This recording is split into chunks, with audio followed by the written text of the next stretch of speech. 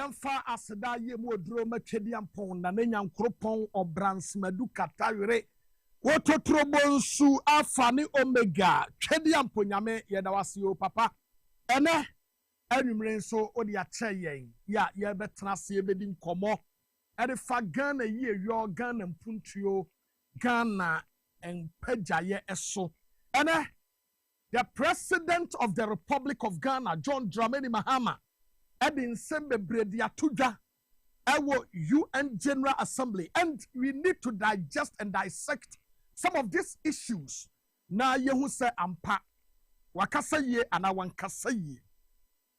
Yababa uramini ye disan komono na eno etire no yabakasa e de afa galamse issues ho na yahwe se de galamse emne yen ene anamontua wo mu atuo ene baabi a yakwa koduro ni nyina no yebedi nkomo e de afa ho na minim se ne anwumre yi wonso obeye nhira by the time adwumadi yi ebekwa wieye na okumangra no kwasem enuoma enuoma hapa na enuoma eha no ene se ene by the time yebewie no me make a certain stand bi e de akire Ghana fo mo bi ate ase se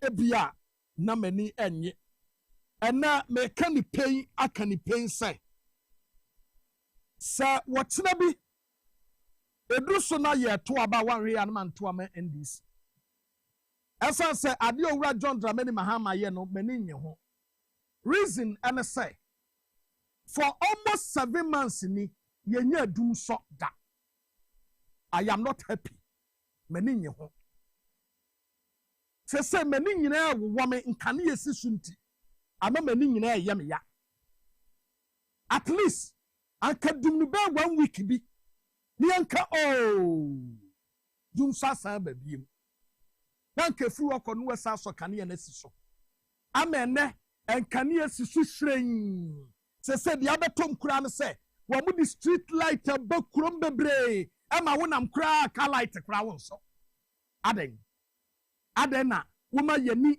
ewo we sa at least dundum kane an kakra na manfo ntiatiam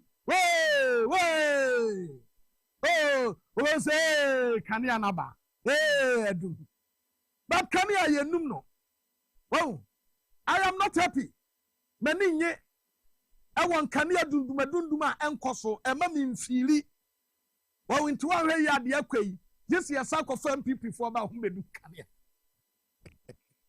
Oh my God. Everybody. Na se kane ejina so say ya na che say owura John Mahama why wadwe say wo pese ugu NPP party ana say e de yan say de kane susu 24/7 no NPP party na pese ugu no sana anya fe at least makane no dundum kakra say NPP for enya bibianka e say wo munya bibianka kane so petrol bu akofom inflation abafom wo memu ya dedede ene sika ehwa wo mra no wanya wo na wo memu yese ya be de ya tremu am yani ade I am not happy owura mani nye de yakoso ne padium kase mani dia na meboa intimani enye pa mani enye what you say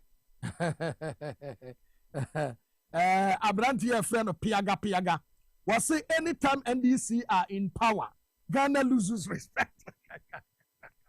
Oh, MPP for they are crying. Almost super, but all the same. And you have a task in the common. In common, you're very serious. Who about to me at Jenny Facebook, no? And your TV XYZ. Jenny your Facebook, now drop down comment. Majemre, now make being so at the Amamo. Paul, Amerosoji. Was say good evening, Aiko. NDC is the future for Ghana. NPP never again. Oh, comment to be our baby anene. Madam Ranmakin can be at the amount. As you go so yedin common to her TV no cranoa. Jump down here. Na bra, bed join it. A year conversation on the TV. Na for yenin komo. Drop down comments. Nene. Inu amapa ebet me aba. Midraso. Aja bo from kra Twitter. No mabani atas and ya discuss the issues on board. And net galam say and John Dramani Mahama. Nsema wako kane neno be digesting in your gidigidi. Eba isia.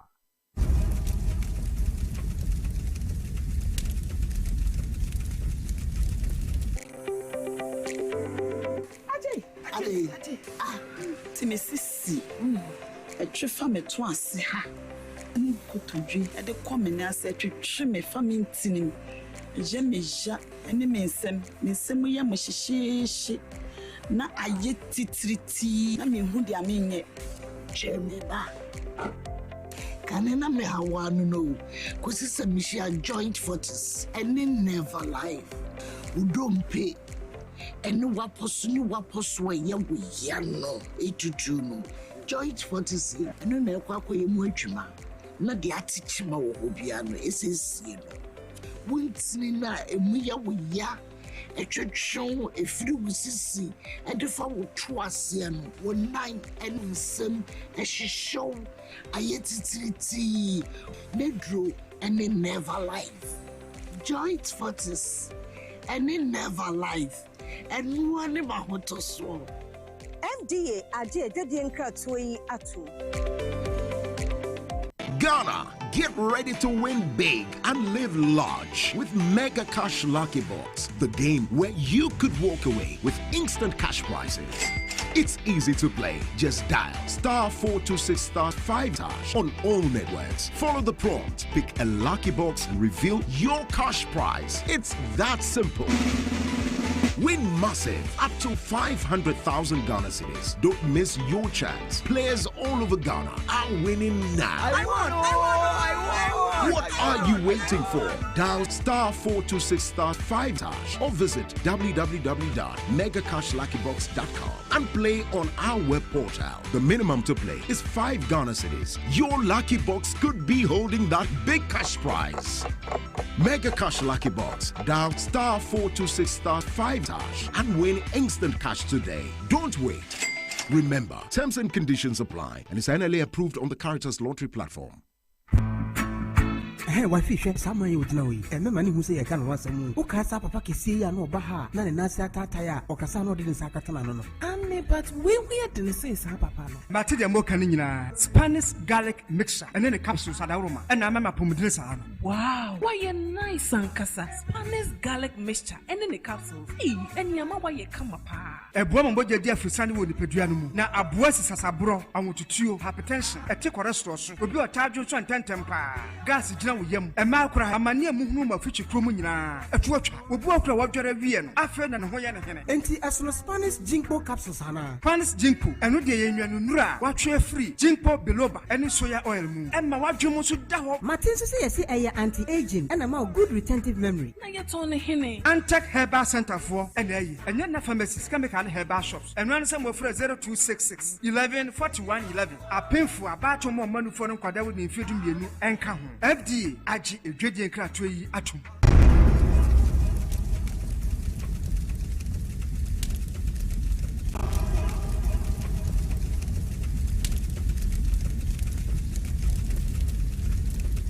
Very good, Yatrase, and I'm starting issue no from GTech, Ghana Tertiary Education Commission.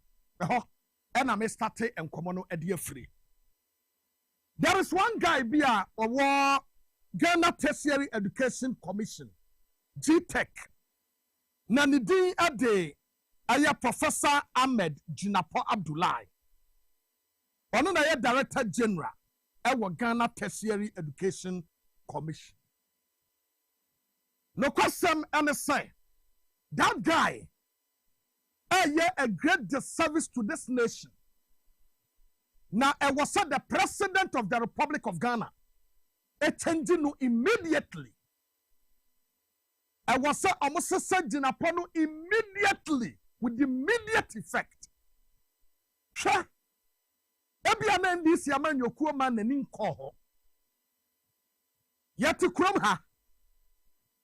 Yawa Professor Ayensu. Anana yawa Professor a Central Regional Taming. Now one also a woho. Now Abiyama kwa Samay Ayanana say. MPP for me hiding behind the guy to disgrace the NDC any emu mpanimfoɔ na munti asɛm no yi when we set time a yɛto aba ni mu no Professor Siedu na yɛto aba ni mu no NDC ahyɛaseɛ sɛ wɔka sɛ ɛnɛ wɔhwehwɛ wɔ mu a wɔn contest election from branch to constituency to regional basis to national. Professors doctors masters and nasefo and a contested to build the party from scratch. Na saa asɛm no na NDC kano. Ama MPP ehu ne say. We have the men no a aya yata kano. Yeni mu yagu ase because professors, doctors, master's degree holders, and an asefo no aya MPP fo na nka wo say ya kan saa.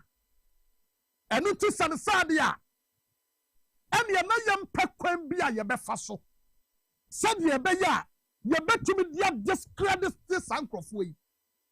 Na yama NDC anim agu ase.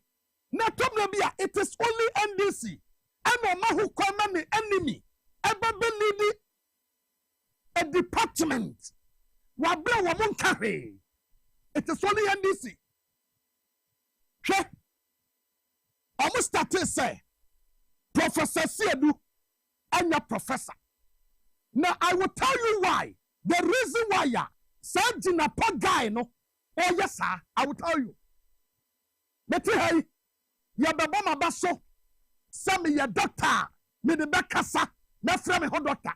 Because doctorate degree no. Some any doctorate degree. Na ya show me juma me ye, na me deserve ni ya the mamia. I will call myself doctor. Doctor nyo mami and now papa di Jina po. Ya the mamia me frame. Ya the mamia me frame ho. Do not supposed to come out and tell Ghanaians a coin of us when you're the professorship. I'm a Ghana for Professor, you transfer her. And our professor, a yes, I'm saying, MA. Boom. We are allowing this sycophants to destroy the good work of the party. Eh? And this is someone had here. Not the economy, someone here. No man had here one day. I bet bounce to you. The harmony. And people for trust here who say the kind of results the free central region by was amazing. Now, Professor Siedu, I'm in a dome, and the professor problem when you now buy ye. One more kaho, and the MPP Nimagu say our central region. And this meeting, that course, no, Afenyomaken was part of the meeting. Afenyomaken, not to meet in we. Na Afenyomaken at the meeting movie. Enti a kwamba mi abefaso. And ye yemi kan attack tama no. Na yema omumra bonte mekasa onye professor. Na se university. Aframa no ne eba krom ha. No mo say wo hene babu amadwuma wo ye no. We deserve professorship near the amawa. What say?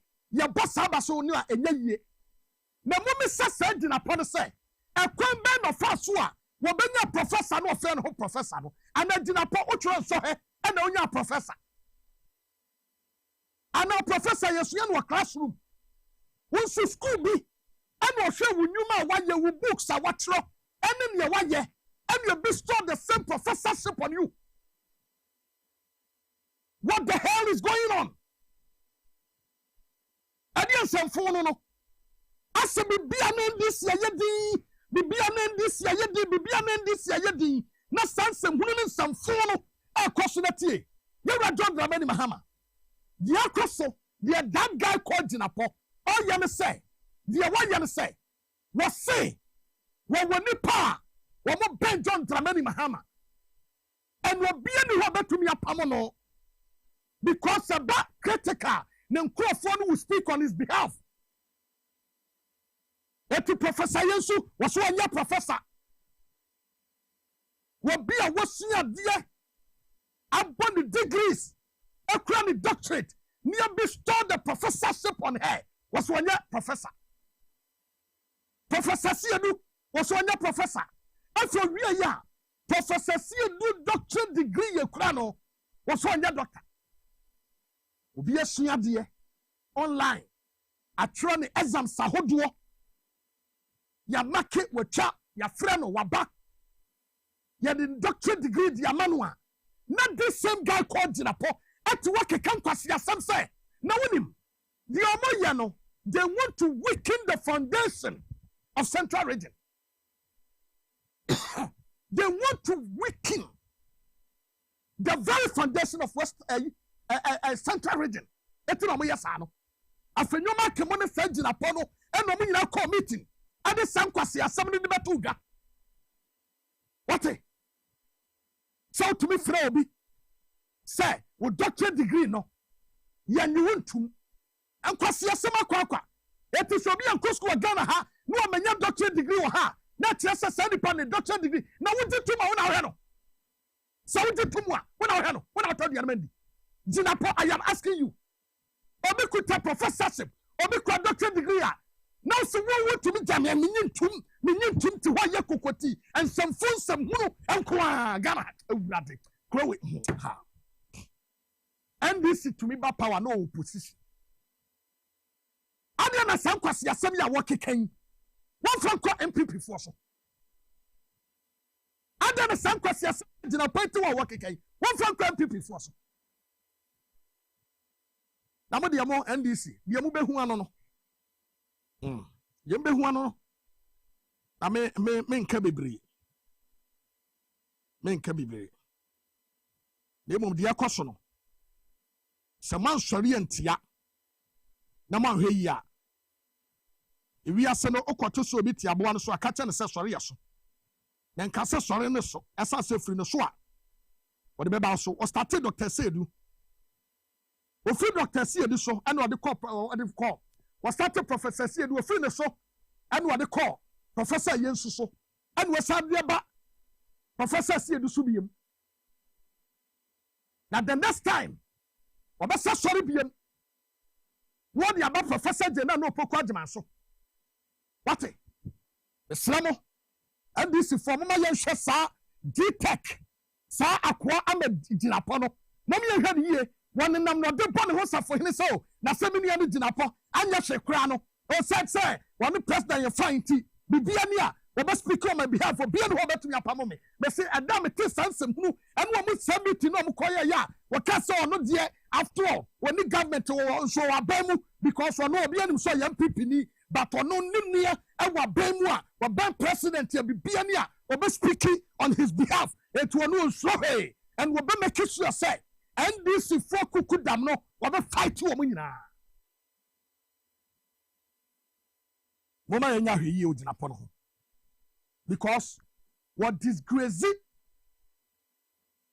G-Tech yo mama mi mfiri ho na mi nwura owura John Dramani Mahama ne nsam wakaye na mompe ne nsam na wakaye no emu bia wakaye bia no mumo bi mame owura John Dramani Mahama nsam waka no enne ewo the 80th anniversary of United Nations Assembly emu bia mo wo bia mu bia mbenya bia no mumo bi mame nene ya wo ho ya ye won komo ye be just issues no owura John Dramani Mahama kasa na mo hwese mbenya de no kasa de fa immigration ho no aha de no kasa de fa immigrant ho no no kwasam ene say kwasi broni abuya kwase ache na minim say this part no menya ne brofo a because as if say the foreign countries the European unions or the European countries, the Americans don't have a single respect for Africans. It seems say, when we say, and fast will be an yeso. But I will say it today. Sir, a witchcraft. A bayisam. Before sir obi be sorry etiawo. Na o say one man ho kwan. This abayifu anko na no be sorry etiawo anajo. Every day time. Na wonu kura no asan aba. Aba be ka kire wo say. Bone ben and why? Na enkomo ni nyina no de yakwakosie no say. No. Wamamu anawiase mu Africa. Ye wo bia nim yen no. Say ye ka suffer security ho. Our United Nations. Ye ne ho kwan say ye kire yadwen. And ye ne single person, especially Ghana say, ye to me rise ya kokodru UN Secretary General. But still, ye to me no that limit. Ye to be sa ho say, why? Enti amine be ehu omo say. Omanyo. Omo hu omo say, womu ye even greater than a whole African continent.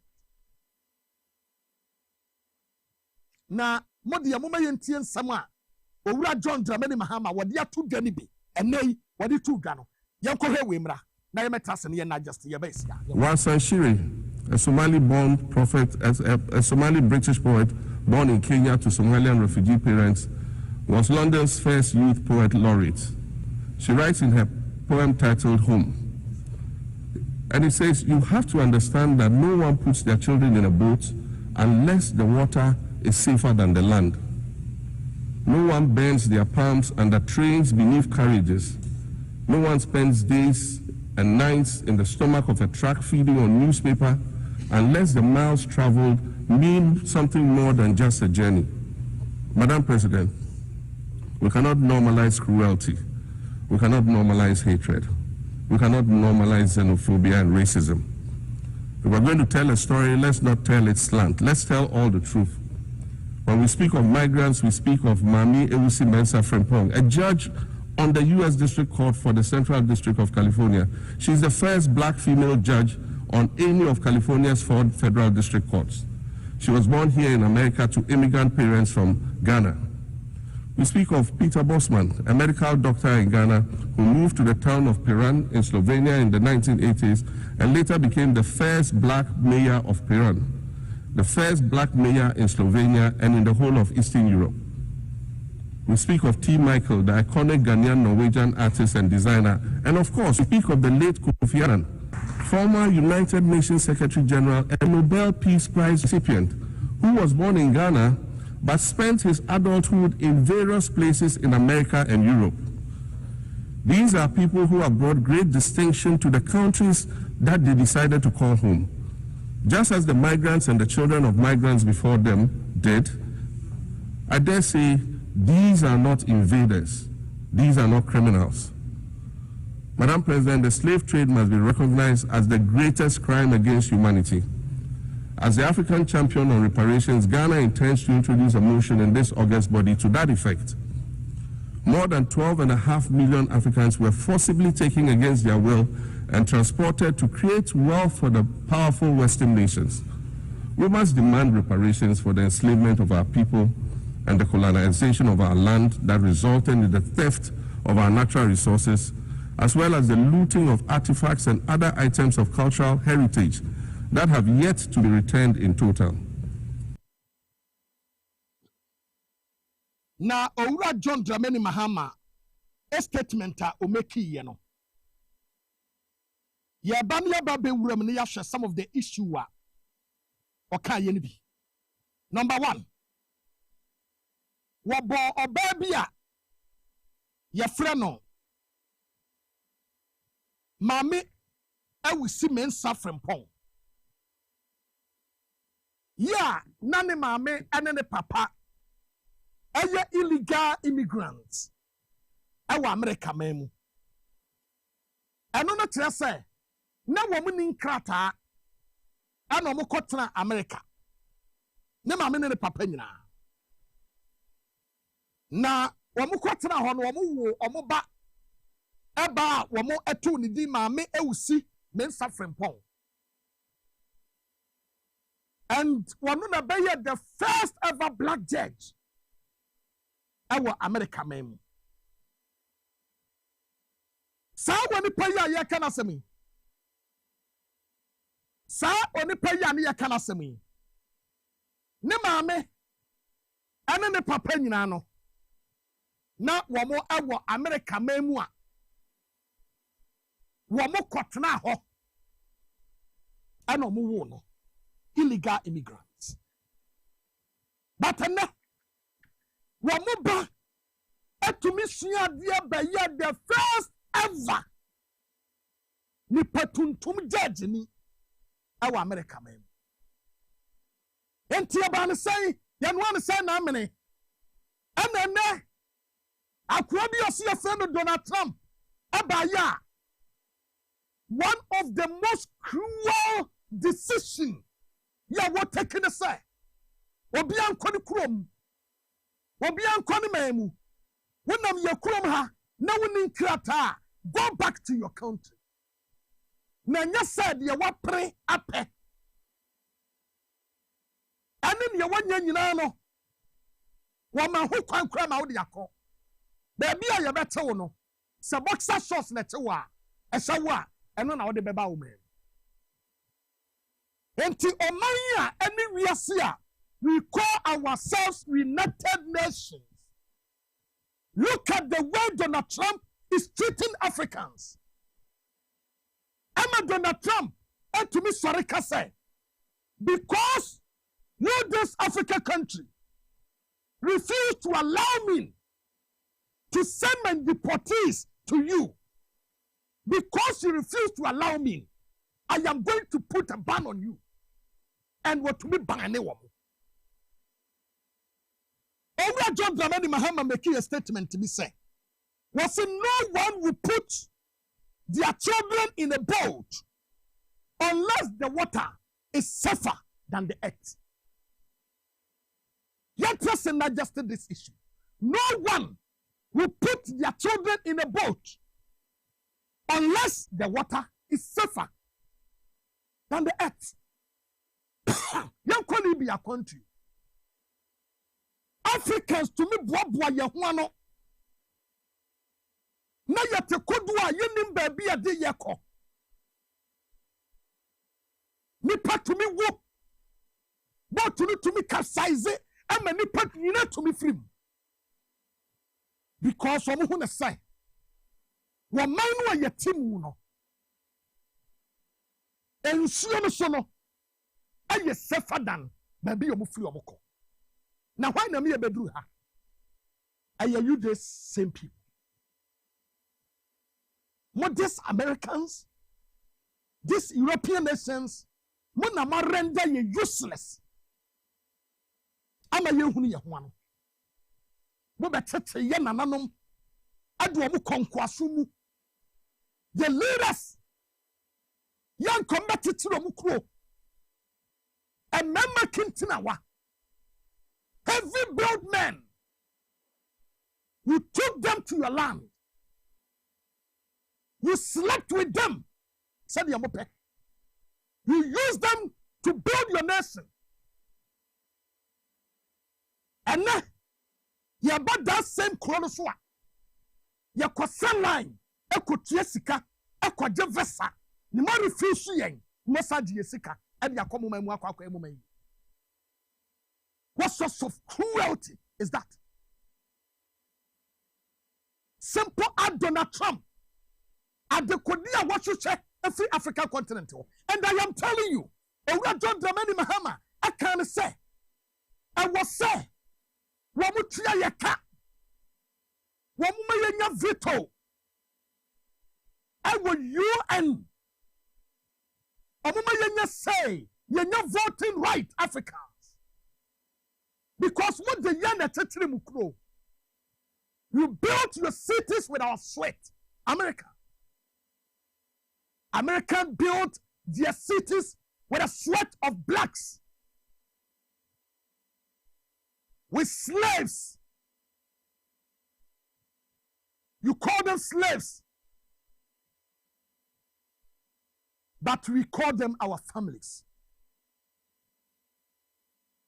You killed some of them. And now, you are deporting Africans to their base purposely because you've gotten what you want. You are the most arrogant president ever in this history, Donald Trump. And you need to change your behavior. Because it is time. And what's a bibrem ha? Ya dia ho, ya tia ho. Miyama who say enough is enough. What?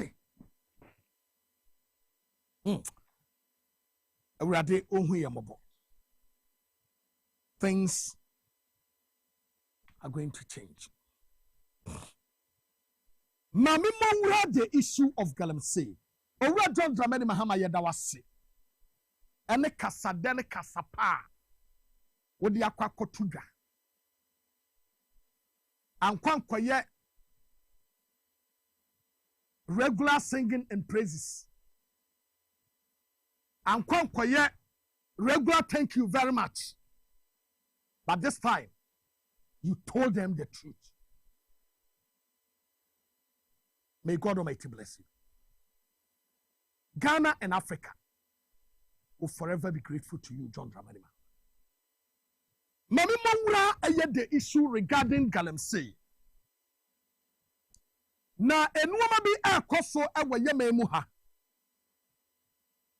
Ya wase Ghana ni bia ehwe ne yie. In fact, I am so worried, say. NPP etuminya kukudro. Eba bonte bekasa. Ede Galamsey. Na me pese yedi kan etie Ernest Owusu-Bempah, Communications Director for NPP.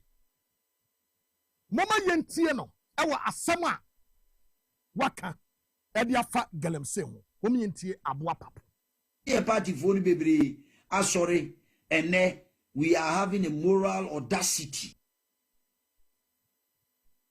Sorry say we are going out there to fight Galamsey. Nah, and then we have the nerves to be criticizing John Dramani Mahama, and then me Owusu-Bempah. Me, I will not go into that tangent, and everybody become as my people think I'm just being controversial, but it's a fact. No kure uka ni 2012, and I am be a demonstrating it here John Dramani Mahama.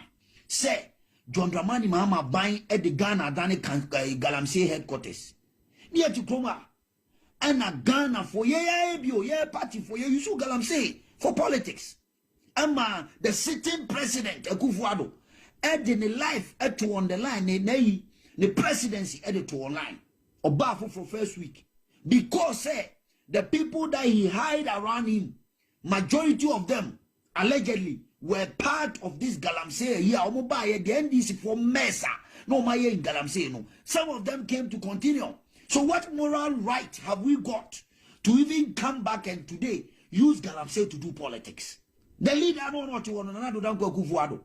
Or you're not doing so fighting Galamsey. But because some people were doing it under his own watch, allegedly, and you know, to me, I'm fighting to achieve the dreams of Nana Addo Dankwa Akufo-Addo.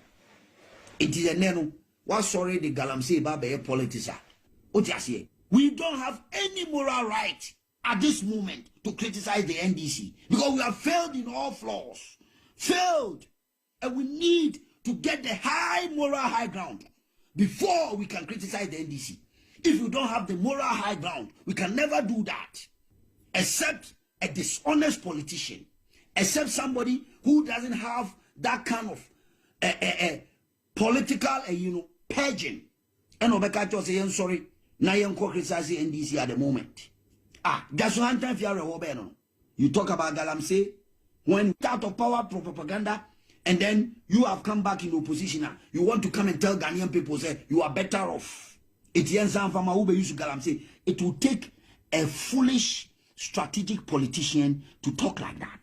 Because Ghanaians will not buy it. Nobody will buy that. And you need to understand that Ghana electors, omun yang kwasiafo. Said the omun nyansa chen ye kasam. Said the omun nyansa. Omajuni mu daho. Iti sa kro the don. Politics na ye no. Yai. Very good. Abua Papa na Kasano. We're the communications director for NPP.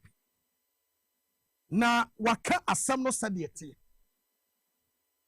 Just say obia we insane. Just obia na junumu ha. Just obia we beifo. Ano beka setia se John Dramani Mahama and to mean fighting Galamsey. And John Mahama is not fighting Galamsey. Do obia we beifo. Mama yentena se na yemisa se since NDC came to power, Adian Wayadia Fagalamsey. Number one, Oma introducing responsible mining, responsible community mining. Penia wadano waha and yanin bedin komo.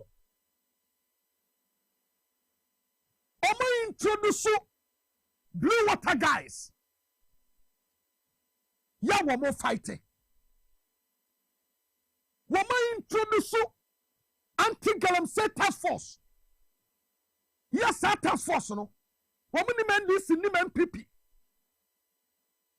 Wabi o dibedin sem huno Galamsey hubiano. Pay ye babo ntieko, especially in Sinus. And then, you rest some of the places. You cross some of the areas. Now you call her say. And I'm on your bang. Wama yemisa say, wamu ya Galamsey no, wamu ya DC fuana. Wamu ya MPP fuana. And wamu ya wham. Wama ko places are, ye to Galamsey no, MPP mranti yoho. NDC mranti yoho. Enti aya national kanka, e wasi ya nyina ya kabom. Sanya President Akufo-Addo. Any MPP for, te send ye neso usman paka ye no. You are many politics in 2012. You are not ever. You are many politics. And you are come home so mine. A fighting Galamsey and Ruha. You are a Konya contamines. One to me, a fast to send you a work room. For Professor from Pomwatin documentary, a drama full union and Ra, Wamakasa John Dramani Mahama, one prosecuting them, sir, a waha. MPP to me kwa the excavator. No matter. Near Sadia come back to Galamsey site. Tamfanya hodwo you are me ye. What Professor from Pomwatin say, laws were made. Say, I was here sister. What you have? Page 30 of the 36 pages document. I want to be say NPP for Yamamwefo. Was it about 2 years ago? I was invited for a studio interview on Dry FM morning show, hosted by Kojo Yangsam. At the tail end of that interview, someone called in to find out about the 500 excavators that were seized by Honorable John Peter Amewu when he was a minister for lands and natural resources. The caller claimed that the excavators were missing. Nothing as said could change the mind of the interviewer. And the press, from that moment, propagated that the IMCIM could not account for 500 excavators. Honorable Amewu at his vetting recently disclosed that he did not seize excavators, not even one.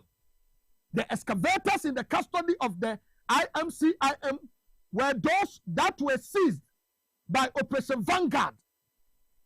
It is important to note that Operation Vanguard seized the excavators at the mining site in the bush. The team did not have the machinery, especially low-bed trucks, to carry the excavators to the district capitals. But Mamika Sembuha, Muntie Eha, was say that is how Ekwawusi came into the picture. He was brought in by Charles Bissiu, the secretary of the committee. Ekwawusi was introduced as a hardworking auctioneer who was also the vice chairman of the MPP in the Central Region. I did not know him and have not even heard the name before, but I trusted the judgment of Mr. Bisu. In the course of time, we received report that Ekwawusi and his assistant, Kojo Ado, who was the chairman of the Aguna East constituency of the NPP, was extorting money from the miners and also selling excavators.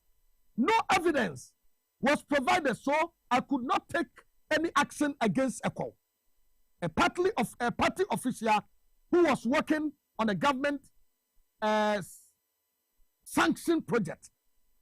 The arrest of Setmente and his confession of guilt and the involvement of Ekwawusi in the sale of an undisclosed number of excavators gave me enough reason to have Ekwawusi arrested. So far, 200 excavators were retrieved from the field. As stipulated by law, all seized excavators are in the custody of the Minerals and Minister of Lands and Natural Resources. And our excavators are seizi yeno. Nina ewa. Wọ́n seizi excavator no MPP for afechira koto. Excavators no. Na mama yentie miracle abuaje. During the time, yana NPP wa power. Near fighting them say, miracle abuaje then.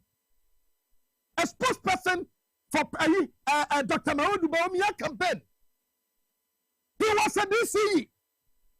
And I'm going to miracle abuaje. If you are what see, I will talk to her Eastern region. At a castle. For have the number of cars. Why you tam? Mommy, Missa, young Cocotia miracle abuaje. Namunti asemo kind of opposition. Yene, nano yabi tabe. But if you are when you could do a cassava galam say, Tama no more power, because you are some man wanka. And now miracle abuaje, we see you now. Now when you play them, I'm a kuno, I will galam say, Sadly. When you cocotia miracle abuaje, that's a kai. Then, Yentino. A small scale mining firm employing close to about 5,000 young people in the Western region. You are saying that we should ban them for what wrong? What crime has he committed? Because there is armed robbery, everybody should be left at home. Everybody should be kept at home. Is that a sensible way to solve a social canker? That there is a lot of armed robbery or there's a lot of phone snatching around Circle. So government should ban everybody coming to Circle. That is an emotive. You have employed, there is a small scale mining firm employing close to about 5,000 young people in the Western region. You are saying that we should ban them for what wrong? What crime has he committed? Because there is armed robbery, everybody should be left at home. Everybody should be kept at home. Is that a sensible way to solve a social canker? That there is a lot of armed robbery or there's a lot of phone snatching around Circle. So government should ban everybody coming to Circle.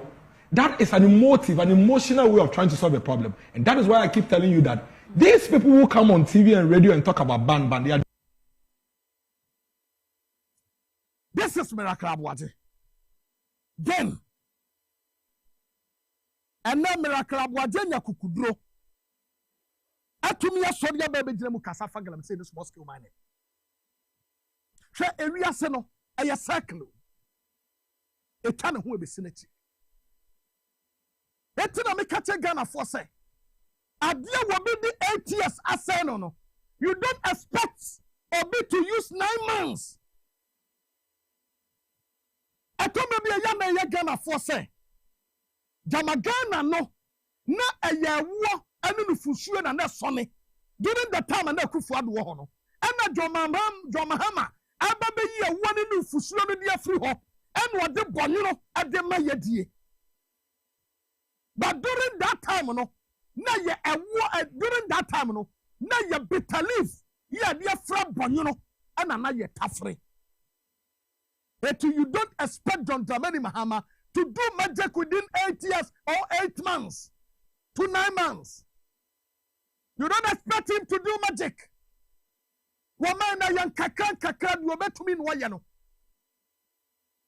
Na Ghana ni nya hota no wakole for more because when him say na no ma ne ye ana wo wura John Dramani Mahama baye no say no. Mon konko bi sa to force say ministries, departments, and other organizations. Sikasen were release kradiako. Sikani bini ho. Because what the Sikani be your debt. What the be your local debt. What would the be running one minus said your baya can you be so 24/7. What would the be CS your man? What would the be change my fuaka? What would the be fighting I'm saying? What would the be your way? What would the be your way? But yeah complaining no. Ye ni mo mo gina nsuo so mo tungalam say you know them. And no na ka say me say ahemfo no a. Wo mo other areas a wo so mo fighting galam say ni nyina akoma no ato. Asif so mo ni me de yakoso. Na sama mi bi sa ne nen say. Eti ahemfo no ya mo krom ye sensuo no ti mo ni mo ana. Mo ni mo sensuo. Don't you know them? But we will rather protect them to win political power. MPP for the Sujan and Suso. When the Pakuro no didn't Suso, what sense you know? When we are somebody said declare state of emergency. And they want to be in them Kromanya Kukubrokas. And then another them for them Kromanya Kukubrokas. We be doing the presidency to associate for fighting I'm saying. The bedroom so no account us contain mine involved when illegal mining, but na contain mine and one ampo. Please. Mama yen yen kamum tetro mine man ye. Yen a mim kasa ne kasa hunu no. Na mo yen. What? Mama yen ya sa kasa fi ne kasa hunu no. Na mo yen. Oh. Amwayen. Hwe, ya beto abanimu. NPP need to miss original. Aka say, we will never stop Galamsey today, not even forever. Wasi ya nyan watena, muka me pese, ya pamu amuno mija Galamsey no, ni ya kotwa bani ya lusu, ya nyan tena, muma ya nkwankwe MPP. Kaya stop Galamsey for na you're losing your seat. Yes, stop you on that. Yes, stop you on China. Nanka ya caught Nanka. Kabrani who said we are winning the seats in the mining areas. So they decided to go and import foreigners. No one know buy no man can't show say munko in renumu. Na munko to go do. Or say munko so no na munko to. Na mo refi mu hwana the whole year. In so I a problem da. Enya 1 month here na started. Eye obi na opese anka omo ye nanka ye di speed nanka ya caught nanka ya stop Galamsey for nanka ya lose your seat. Yes, stop you omo na. Yes, stop you omo China. Now very good. MPP for no. Ene sankrofo enya kukudro etete kwanchen e kase Galamsey. Jo Mahama baye na nsu ase. Minianum Ghana for obi biara wodo Ghana na Ghana ho asem da na koma pono so no wo hu ni pain ese NDC ye na famudie bia obetu ana no minia ba ya titi ekogya river and cobra ho just recently ya no mo ye nkroma festo seden okogya river and cobra ho ewensi ama ekotwa video at the buy. Let's compare that video to that of NPP. Na mama ye misasa nyanyambia ye adwuma na se ye adwuma. Ene ye wan krofo mo ne nam suo no so 24/7. Any there's the video. Ya titiku bomiya. Now Ghana family am way e river Ezrenua. Ezrenua. Ufi river and Cobra. Na wo ba river Ezrenua. Na last year ya ba na enkoye kura. Say one way ediate. so far so good which we say a yepa na we ewo Elembele constituency the Minister for Lands and Natural Resources Honorable Amakofibua yes charity begins at home nti we say minister na dia breast won no ani feature no obe make sure say the water will turn blue say be ya other rivers na aka no so ebetimi atani blue nti river Ezrenu a nyame adom kaka ani ate we yama ya ho be 1 year rivers na aka ni nyina ni bete the fact still remains to say 8 years na nsuo ni damage and you don't expect to say 8 months pay and it's not possible but yen nyina ye make sure say we give it our best na nsuo na ntini yen nyina ye ho toyen na Ghana water for nya nsu papa mfa mayen say ade ba kwa wo se ye no so Honorable Amakofibua and His Excellency John Dramani Mahama is not against mining. Yes, dear omum pay nsuom any forest and not dear Honorable Amakofibua se won pay or cho say wo ye mining won nsuom a ana forest mu dia ne waso ba ye hyepa na say changes aba no cramp no community bi abekwa ko hu site bi apese wo ye mining wo ho no nhihya say wo ne community ni panyimfo nkodi nkomo omoju utum na wo kire commitment abetimi ayama wo mo a bye process or license you are good to go. So you see River Ezrenu ano nyame adomani ate yama ye ho 1 to 2 years and you see say changes no ebeba pa baby awo bia don't forget the hashtag stop galamsey omiye nyina ye jai galamsey no na anya responsible mining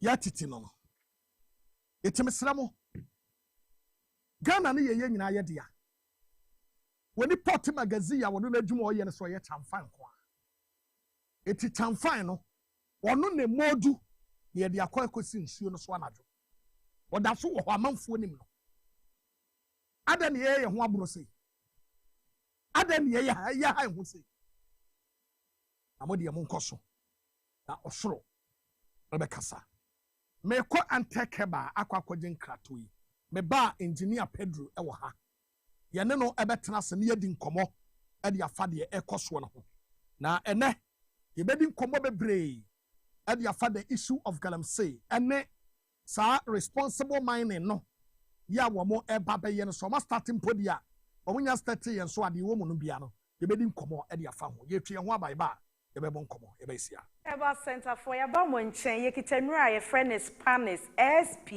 SPARNIS uko pharmacy shop a me so betwa picture na dre na ya aye arrangement and baby out bi ade atwa uko pharmacy na wo de ache nipa na wo ton adro na wa ma obi ye no no ya to ahyeta gan afana nyina nti baby abekọ bia ogodin na ye be ma obi ama ade akwakosa wo yare me kan na me chere Spanish jingo capsules wey e danso yenko an ye wo bi e wo magana mu ha na se okọ baby no obi se ene no sa aka kire ne se obekọ wanim edupa mema ne kwan enye tenten mawo baby aton adro bia nso ebi wo ho nti no wo pe bi mpo a wo mre wo abrochire mpo a ye wo number wo befre na ye di bia brew na won so odi asa wo yare Spanish jinko capsules e na mani beje say wo bekọ baby a yeton adu na so bekọ internet so na wabo jinko health benefits of jinko na ayama na wa wakan uya no akwakoto adu na adwuma na yes sample what you say jinko ko ni pedue mu a ekoye wa adwin mu adwuma ekoye wakoma ho adwuma obi a ne refi ade entem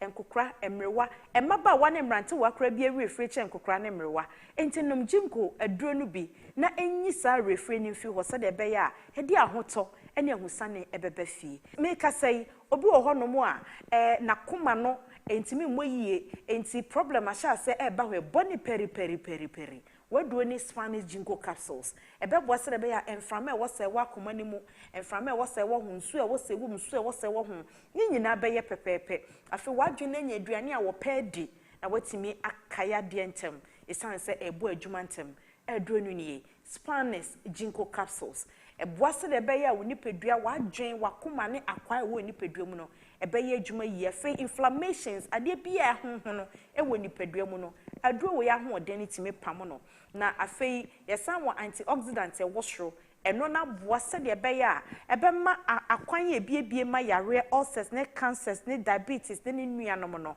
wapam wo mu nyina wono mo eboa wo se de be ya untini wa ho oden ebetimi akọ nanim timi maame no ma ye twa bra no message aduro we ma bi mpa wo da ebe ma honam asisi wo so ama ahoden abafie afei me was Spanish garlic mixture enu ya aduro nsuo wonom a eboa wo bo se ye wankatwade wo ha ye wo garlic wo ha sa okokan na hoden wo internet so wi a no akopa bi ato esan se we no de eye kama eye natural herbs organic ene ye de ye ena se de nyankopon pese ekoni peduam kokoye adwuma no sa pepepe sa kwan no so ne ye de fa enti hwehwe ye duro ye chi kwan ne to binom na ebe boa wo pa sesa de bone ada wuntini mama mogya ntimi ne afrisane amadadi ese wuntimi nanni na wodada hwehwe duro wo ye chi kwan ebe mo wada na obedi ne afro dadi na mamini na nkasa wei ama ntini eye adwuma ntini timi hompon kama ema de wobre ma yehu se yes ampa adwuma na wo bɔ no maame onso ena wo de wi ade achi akotodwe ade achi wusisi hwehwe adro bi enu mpo de ma ne mema nyina timi ayen obi da sori otwini mu obeka wiase ya we nyina bi ama ne ho ne ba bi aye ne ya hwehwe ye adro bi ne nom na toxins any waste na ewo nipadua ne mu a ama wuntumi enne wo ho no enyi ni nyina emfi wo na fe ahoden emre nipadua ne mu Spanish garlic mixture eyadro emano memanom obia so obenom no onya ne chefa wo apomuden papam enti misre wada koba bia to aduro ne koba aduro no din Spanish garlic mixture na emwa wo se de be ya wo pomuden ebetimi agya ne naso yie afei yesan wo Spanish garlic capsules aduro no din se na so nya wei ne topa yie ni so hwe aduro we hu abon se eye garlic nko a ene da ho eno chew se garlic nko a ho den ene wom nti utumi nom garlic mixture no na wanom garlic capsules na ka ho ebeboa aye adwuma ne tentem se de be ya wa ho den a ewo mogya kwan ne mu no ebeda ho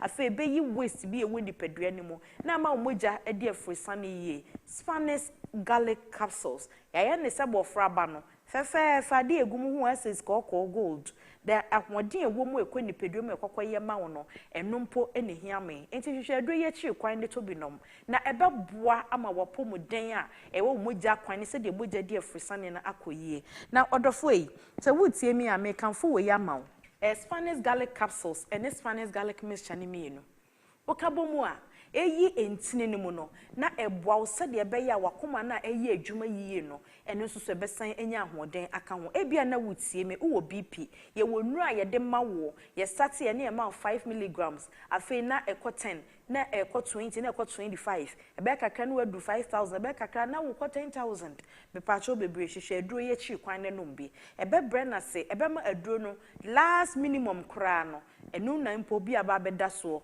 na afei enyema ye twetwa no bebre aka cho se ye afa ne moderate anka wani nyi ana aduro no ni opeso live normal life every BP mu a na wadnum sa aduro we aka aduro e de ama hospital no ho nyame be hye ne ho animonyam na se opese u diabetes so kofom na live normal life na e cho so ye afa ne moderator ene aduro we e na make am for ama Spanish garlic capsules and Spanish garlic mixture faka de de ama wo awonom no ho na nyame de mu ahoden beba ama fei ye beti wunu no so sanso no bi o wo sciatica make am for aduro ma wo kam yenu ni sei bomu a eye 16 powerful herbs ena wo de sa wo ho yade enti sa wo sciatica na sciatica nerves no e hompo ni minim na ya ba we na fe e de yawo aba oto ase kokosi wo nan esi fom na adro we be relaxing nerves no ama wade wo ho afri sa yawo na e tete wo e high ama wo high no e be relax wo kra e de afri mu sanso ena obi a wo fuso na pese etwe no wono madro ya e be na ne sade boni no ayi waste na frim ama ahoto ene ahomeka abafie menua ba menua be ma obi ahia bi oba wonya wo mesesa emayi aduru a meka foma wo Spanish garlic mixture ebe yi wo haw na fri ho ama wo fichi kromu bre ene wo haw a wo fa mogya ne ntimi mayi no afei ni nyina beba ama wo hu sa ampa wa yo oba wese oba wubu won sa ntimi mayi no ya na wo mere wa bo nyefe ya na se wa twentwam ya na se wa bo adada meka fu aduru ma wo Spanish garlic capsules onomu a ebe mo ye fresh obegina wo na so de bia beti se ahode wodi peduam obi si wonim se yetimi da sori ne yente ya obi a woni peduam because ono ene ye ne srade a chere ne basa de bi okra ni nyina timi kabom mr ohwehwe adro ye chi kwan nanum bi wo da sori a asaje se odo na sisi wan san wa start we engine no wona no disi form a yeti ukra wonte papa cho bebre hwehwe Spanish garlic capsules and Spanish garlic mixture mi yenu nanum bom ebe yi sa wo ha na fri ho ama fi wade wo ho efiri saa ohaw na wo fam no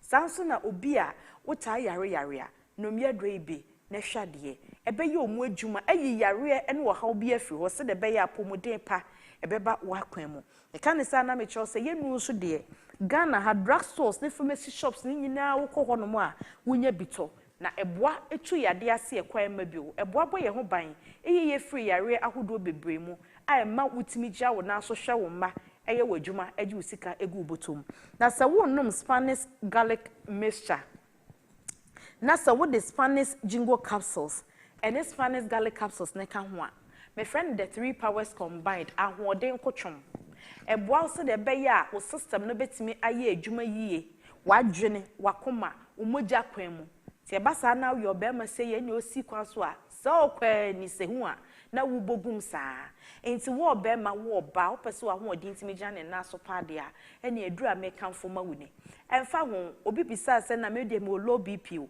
we no enane sade bone ama omogya kwan ni mu ada ho na mogya no atimi adie fu sane ne dwuma a wo ye no no enti obi atimi nombi ba bi ato enru wo Ghana ha bia akọ ne kokobo ye adro idin sa wo to Spanish edro garlic capsules garlic mixture and afi jingo capsules ebesa wo yare ama hoto aba oni padua ne mo na sa opeso ne Dr. Kasa the number ne go screen so 0266 11 41 11 0266 11 41 11 sanso na wo abrochire na pese di bibrewa eye WhatsApp line eye 0244 642 890 0244 642 890 ye de aduro no bi bebrew e wo abrochire ama won so anum bi na ye nyina ye de ho aseda amotwe di ampom minim sa obeye ne sa midin no ene Ohema Sachiwa Ahwenepa ye besan ahia bio.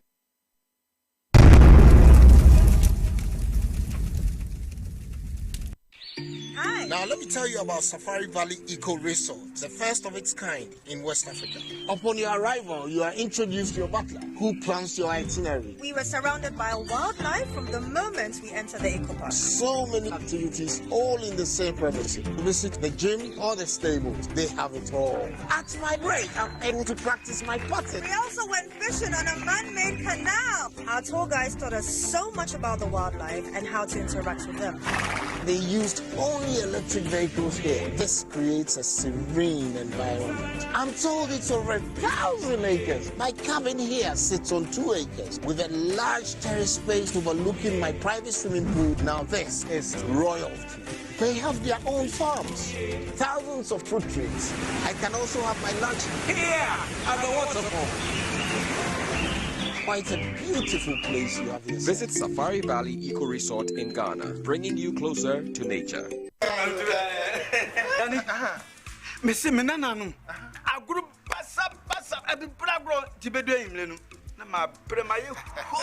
As for me, I take very good care of my grandkids. Ye dear grow, na yes, edrum rebi krana. Me bano timide, omo be gumi so weekend. Hey, mumle. I don't think I'm a catcher or say, Yano Medi garlic capsules. As I stand here, my doctor said my whole system has improved very well. Medi garlic capsules. Yes, Medi garlic capsules. Medimosis garlic capsules. Boa mamoja di nipadua mu efrusani ye na esiesie oba ne barima mahona wodin. Ubenya edroyi bi ato omanyimu pharmacy stores frɛ wo 050 349 4885. Edroyi enya mamofra enye ndi mfie dumienu. Apemfo ene emma emanofo. Medimosis wunni how FDA agidwe di nkra to ye atom.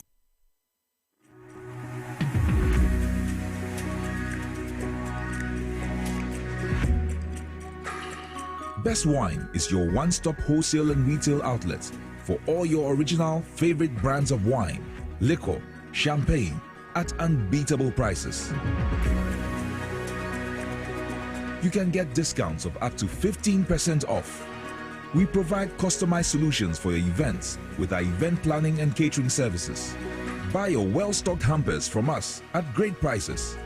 Best Wine is also a major distributor of ex-natural mineral water. Locate us at number 34 Ni Norte Nyanchi Street, Jowulu, or call 050-761-3900 for delivery or for more inquiries. Best wine, caliber of wine and liquor at its best.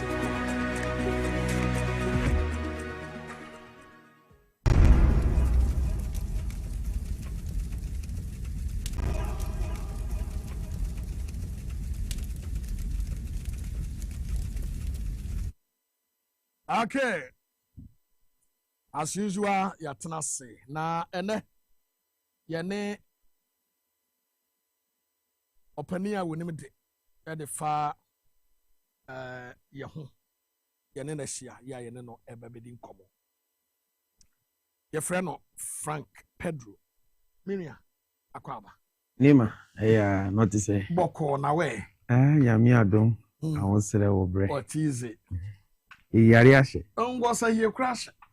Macheba. Oh, ngowa. Ngowa ya ni ko yafio. Misro wala. Ewa yendo. Oh, yendo. Ya ba promise yeti ya no mekan. But all the same ngowa ru. Boy ya same be crowd it. Ngo shengowa. I'm a fearful. Oh yeah. Okay. Iti ayi niema ko kwasidiku. No. Ba anomesi. You fi no wo eluyokru. No. I'm here for a osie. It will come out. Go wado. Okay. And oh. Okay. And you didn't come on at the afar responsible mining. I think say edino bika home. Na eno obechchi ni ahwe the fight against illegal mining. The amana ye dinyama yenya yentumi nko anase e soft ye kono pepepe. Mini yakwa baby. Bunu. Very good. Yanhwe wo department na wo da no no. Na yemunwram ni enkodi nkomo ho na fie mfamfa illegal mining no. Dedi kan ma menchia na menchia omo hwe nyina. Good. Ohenaba oye adwumasom asom oman Ghana. That's the genuine say ya Gumbe time na de obi amfa ndi agro. Obi apese hu de ekoso. Na responsible cooperative mining and skills development program. Okay. A flagship program via Omampanyi Mahama. Obedi Omampanyi Opa Honorable Emmanuel Amakufibua as Lands and Natural Resources Minister. Ede aba na adwempo ndam so ayede bae ni se yedi kan normal mensa say ye betumi ede atu galamsey ase na de toso mienu yetumi de create employment ama mabunu no na de toso miensa yetumi ede afaso na yetumi lead community development na pillars nsia na responsible cooperative mining and skills development program. I trying to friend the concept no ejinaso. Na cooperative mining scheme NAD kind. Na under cooperative mining scheme no. Ye pese ye ni se. Ye pese ye de nipa omowo mining communities no. Eba as a group na yema omo baby ombe ye adwuma. Na adeɛ baako ama illegal mining no ati se ni se wonoma eye adwuma no omuni documents omuni nkrata kyerɛ se baabi omo ye adwuma no ye omo dia na kobasa nso a you can't hold anybody accountable because Ohenaba adwuma na wo ye no obekɔ no ye tutu from ya say ho bebre ya sensio ya say kwa ebreti one akobisa no nti ye cooperative sene be ya yebetumi akanipa na bom na ya mo document nti say ye pese ye hu say hwan mu na say ha hwan mu na ye say ya ibehu nipa kro na we mpo de kwan ye pese afia so ye nti no ye nyi ni say obi betumi kra asay babi okay itoso mienu ye hwe kwan a babi a de be ma omo no be hwe say ya ye nhwehwemu yie ye hu babi a o nankasa ewo na ye guso ye adwuma so ye nhwehwemu because ade ba ko a ema illegal mining ni sanso to atese ni say na ya na ye nheda enye proper investigation nti enim baby scan won ta kwese nti akoye nkomo ebia ukrom amafie amafie de say minyini say moto godo ho bo akonso ye ntubi ho be mfa ne say bonzan na obi aka kire wo say o fichire ha na me nananom etutututu fom bi ho nti godo ho eno ane say ote dase abra no akofa wokura na je say wako high excavator is so higher that could be bia utu about 10,000 what awunya hwe na odon so ne ho akodi hu se wujai nti no ka ho na maye asase ne bebre ase no lottery money etutututu ba bia keke ebewie na to abi ebi won so a ombenya bi obi ho a ono wo hya ase na ba bia ode bekọ akọbọ no na de ti akoyeye na onya bibia afri ho na de nti enye sustainable ne se onya investigation papa bia eriti na yeye otu kakra na asa na fedu ahya ase no so etututu ba bia nti no na beti na nkofo ka se ono akwakoye galanse kura aboka eto so miensa eye processing no na processing ni de ohin ba adama ni se hol na minim de wo ansa na bra na me wo mines mu no na me wo process department sana me free wa kwa underground na process ni hia pa nti obewu obia complain abaye nsuo no wo hwe galafo na ade omotaye pa washing na omo ahihye machines na omo wash na omo de ayibia tum na ni na ko wie nsuo ni mu because omo anye proper process unit ewie nkura na enya concentrate ni so na esan so de mercury akwakoche ewie a mercury ni nsuo ni kaye beka no ni ejai na kogu nsuo ni mu eno na under responsible cooperative mining no nhehye pese ye ni se o se enya process unit a sa processing all na wanya krata wohu baby aboba ne wo wotu awie no kwan be na ebetumi asakire mu na yensa aka gold na nkasa se na ebe ya ebewie enko wie wo yensuo mu na enko sei enko pollute the water bodies ebewie no so no na ade ba ko a eno nti ama me ye adwuma bi a ne ba enkomo yanke agidi dada na ya na mostly na ya na mo outside Accra the thing is say you hear proper education, proper community engagement, proper sensitization.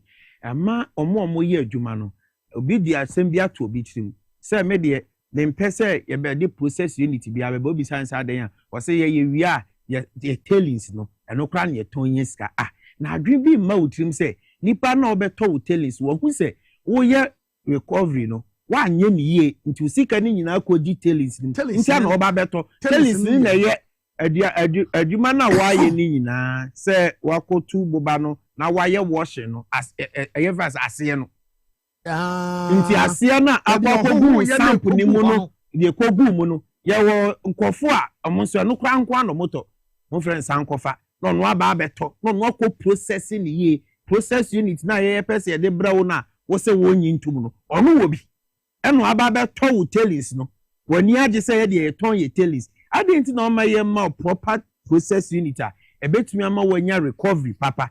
Now we recovery na ye 15 to 30%. Na 70% ni na akogu tills no. Obiaba no ababeto. Nti na no me call one of the communities ye di nkomo na me de chiro mo say momo de ene de eye underground mining. Nti mining na nkasa no de ensensio. The mining methods no you open cut, open pit and na say underground. Okay. Nti mo underground no enye lovia. Ena enye kolovia underground rock and kasa na makofa basoro mu wiye no ena masan so ache load no obi ade de ekoni fie ena ye de chamfa machines eye adwuma ye wia ne de mercury akoche dabi yentumi nye saade no under responsible mining hard doing because wo mining method ne de ye underground ti ansensu na momu processing no ekowie wo nsuo mu na ye koya na se ye bai nti under the cooperative mining no san hyehyeye no na yaye say ye pese ye kan nkofo ebom na cooperative mining no ebeye kuro ne dia okay nti nkofo bisa bebre say misaya menim say ye di nkomo be bisa say na ne community mining nso so ye be ne wo community mining no in principle na ye ntia na eyadepa okay principle ne say die nti omode baaye no say ebeboa me to galamsey ase ebe create employment na ye de aboa community development ye community ni dia be wie ye na ye ba bam ye hwehwemu say de omo kan ye nyina ene ne bo abra ye di kan am ye community ne dia de toso mienu a kwanya no mo fa so ye processing no na enye different from the one na illegal miners no eyo omo adwuma no and na de tosom yensa community no amenya mfaso te say omo kan nti eno anyway no difference e wom ne say responsible cooperative mining no eye community ne dia na community no eye nipa na de chekere oman nti nipa na be form cooperative no sa nipa na be form cooperative no enye omo dia through the community leaders, the for committee for assembly for any the ministry say obi ba as investor na obeboa community no na enam normal ye person ye de toto akwam say e was say nya administrative block e was say nya washroom e was site e was say nya health post e was site e was say nya signages e was say ensure say bibia ye bia no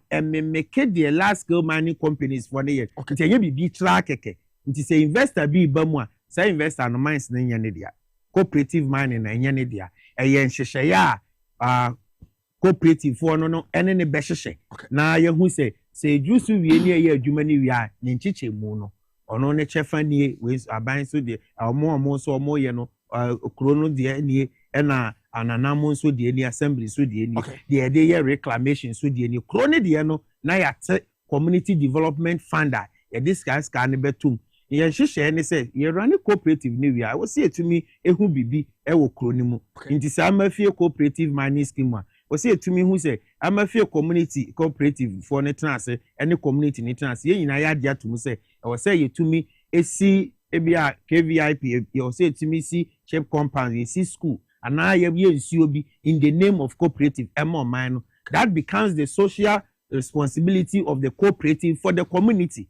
But what you say na ye ne say wie no ye another pillar mine support ye susu say ye ti cooperative no o say etumi ebo nkompone di ye ni di akire ye na ade a ye say ye de ba betu galamsey ase no enko end up like galamsey nti wo say ye provide support wa ebe ma adwuma no mo ye bia no ombe ye no kwan paso na enye obia na benya kwanya ye cooperative ni bi nti under a pillar no ye was skill development program ye friend no entrepreneurship and vocational training say ye wo wonom a eno nso ye de omo be quantity emu na omo suansa no dwuma na ya sanso amma omo startup kit say no be omo ankasa nso betumi agina brand on their own ene wo rehabilitation ye train wo mu wi a ye be sam wo muska yes because me principle back on say eno de ba bia me kan say obe train obi keke say ye de na fantity emu ye kire ne welding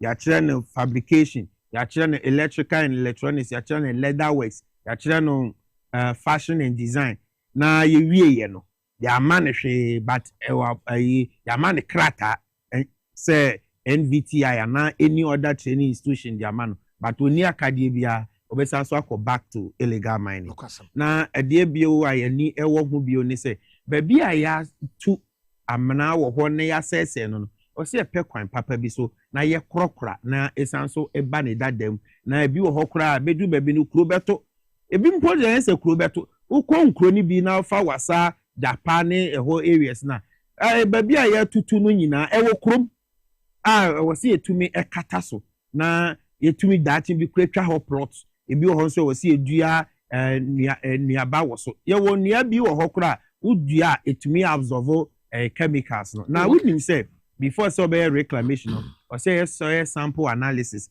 ye fa soil ni bi near the cortex hu say sa soil ya ye wo ha idie ye ntumi fa nua aduaba ye di mane ye enam ade ayaye wo na mining no enye babia na ye processing ye babia ye tu ene o baby nso ye processing na baby a ye tu ne de most no be kwa ya na excavator ena ye o pin pit na be 3 months ana 2 months ne de abue pit ne kakra na ye di ko baby a shell ne wo na all body ne wo no na ye excavate ana ye de gu poly track mu ne so de ba ye baby a ye processing no no ye the normal normal mining process nti ye baby a ye processing na most de ya na ye use chemical wo ho nti baby a eno nso ye nhyehyɛ ne say ye pese ye sa reclamation no so eka ho ena bio community infrastructure development American aka as part of the cooperative no ena agric business say agric value chain no within the mining communities no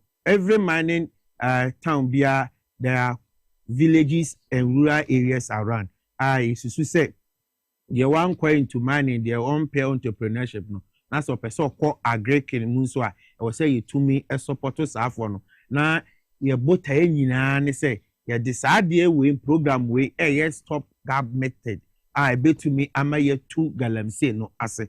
Send ye be ya oman ye obia enye nipa ba kompe enye akura enye panyi obia esu ekwan a galamsey nti yensu asei nsuo ye nkwa nti so bi se nsuo na se wo se nkwa no o se nya kwan papa ye se fom agudie ne de yebetu a ye mfa kwan papa so na ye mfa ntu obia ni ho ayama ne krata se ontu fom agudie e wo nsuo so nti se obi bia wo nsuo so e na ye kasa bia no oyo mamboani nti oman no a declare say yensuo ne so no mining e wo so eye illegal na eye security zone ti wo bia wo mining e wo nsuo so emfa ho say unua eyo aban mu panyini wankasa kra ya aban mu panyini anase wo ye party ni anase wo ye ohene anase wo ye obi a wo din saa nipa no yo mambolfo ho ne ye security zone ye forest ne so ye nye mining wo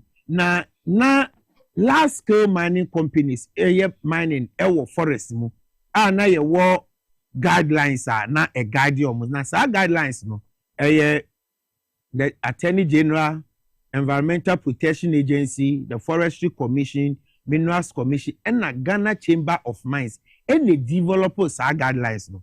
Na muno eno moye ni say, sa large scale mining companies no kura ombeye mining. And sa na obeye no go through a lot of processes. Obeje no objection permit, obeje entry permit from Forestry Commission. Ni nyina mpo no eye mining method nepe ni tu nepe eno obetumi etu no forest mu. Na mom ni processing no say sisi ampo the processing no omo washing no untumi enye no forest mu. Sa mra no ewo ho aboye ho ban until sen na nado dan kwa akofo ado be yo mampanyi eno mo say there be guidelines ne betumi adu ba bi no bi ani so na wani so a enam say ye guidelines nti no na ne enforcement akoye de no nkomo omode LI 2462 ebaye LI 2462 ne ba ya na ade asem no edane koye say afa the forest na impo say large scale mining companies ansa na ebe ma permit no ye wono ma bebra ye be famu ansa na ye dia ma no ye de LI 2462 ne ba ya na afa de chance say yes licenses ama obia sabe mining kwa wonim hwehwe na ye wie no na omuko wura akwaye bretio ni mu chance say omutu no serani abasa nti yensuo ne so eti free forest ni mu nti eno ka ho pa na ma yensuo no ani edane ye kura no na inhyehyɛ guidelines ni mu na ye ne say impose wo underground pits ya say ne kai emra na me wo kira no gold mines no ye wo akwaba ye wo pabo ase pit obrani ade ube hu say akwaba wo forest ni mu na mum process plant na nkasa no na wo kuro bia na efra ho obrayeko na ye resettlement na be sea plant no ho nti ye tu bobana na ye dia begu run pad wo obrayeko wansa na ye processing no sa guidelines na ye de ye adwuma no na ye de LI 2462 no eba betugu ye afede na aye free for all na me forest etu betumi atu forest no masanso ahoho no ya eno na ne ye position e kan say dabi sa mra we de esipai enye papa ye ba ban mu a ye be yi afri ho ti ye ba na nkomo na akoye se ye nyi mfri ho meme ye nyi mfri ho na nsusu ye ko ba se ba bi a ma omapanyi tumi a otumi ma permit ma obi atumi ko na omo tu ho na wo hye ho no ye nyi eno pe na ye mfa emradada na ane guidelines no e follow no entna ho nti ye say na ye amendment man be 2502 ye tena asibio no as a listening government na nipa ni nyina kasa se dabi omampanyi mahama wo yi free ho momo ebeboa na ye nko back to the guidelines na ewo ho dada no nti sisi a aban aye na adwen say sa LI 2462 no ye repeatedly nti many say da ye mra na regulation 3 and na amendment nti ene the amended version ni nyina ye ba be yi ni nyina na ye de free ho as part of our commitment to the fight against illegal mining. Inti say obi can illegal mining aban we commitment a di kind no. Omo de 2462 ne ba ye wote asem na ya na siro. Omo say aban ni yin free ho nti omo ne homode. Na wonim say anya papa de ni. Adan na wo de ba. Inti one a year Honorable Emmanuel Amakofi-Boa, Lands and Natural Resources Minister, who is holding on also as the Environment, Science and Technology Minister. Olidi Amaye Yefri on the Parliament, every recess no mobile. One of the bills are Parliament Ebeshe. A bill as part to say ye person ye de responsible cooperative mining bano. Yeah. A corner ye de etia illegal mining. A multi-prone. And they say we near you we send your bear at the end of the day. You be who say you quiet bread you know as I green view. Now you be who say yes you know any asanswa you blue view. Now yes say ye blue keke. On say yes hey. Ohenaba obi bet me the poison you go nsuo we mu ama ensu. Yeah. Na che say nsuo no enye nani a ebete ne nko a ena hia. Na ani ne te no chemical bi e wo mu say o say sanso eyi free. Nti san hyehyeye no ye ba aban mu ne hu say no. Baby galamsey normal no akwakodu no eni enyan. If you say from 2023 and aban na etiso no ejai operations kra because omujai kra there was no operation anywhere. Inti yakwaye bretio no emu adua 99 de na illegal mining air cost na mu nkro de na ye no go area kra. The mu nkro no ebi ye Jimra extension offense shelter beds aseneyon disiri ya ye abobuano anyanso south and east nyina ye ba ne ye ne say dabi na anyanso bi no yes na efa ne yetu din abrowani nkra abrowani nkra ye ben so area ho ewo Pristia Huni Valley. Wow. Yes inti aban ye ne say ye beye bia ewo say ye na ye sanso je sa forest ne back ene ye di nkomoyi ya reclaim ni nyina na nipa bone for nti wo pam om na ebi moko eno na ban ye ne say efri na ekọ no ye pese ye ne say ya forest ni mu ni nsuo ni mu de ye ama say galamsey no eye war against the Ghanaian people against ye nyina ye so ye wo hai ye ne oman bia ni ntokwa ye so wo soldier for ye wo police for ene sa de aban se ye declare war on galamsey na sa war na ye declare no e wo forest mu ewo nsuo mu ewo ekwan ho ewo rail ho sa priority areas ni nyina no ye de soldier for ekoho 24/7 na sa na ya no kwaye ni mu no a pam nkrofo no yes because soldier for be ko ho o pam mo a no still o mo so enreti ya ebisi ewo the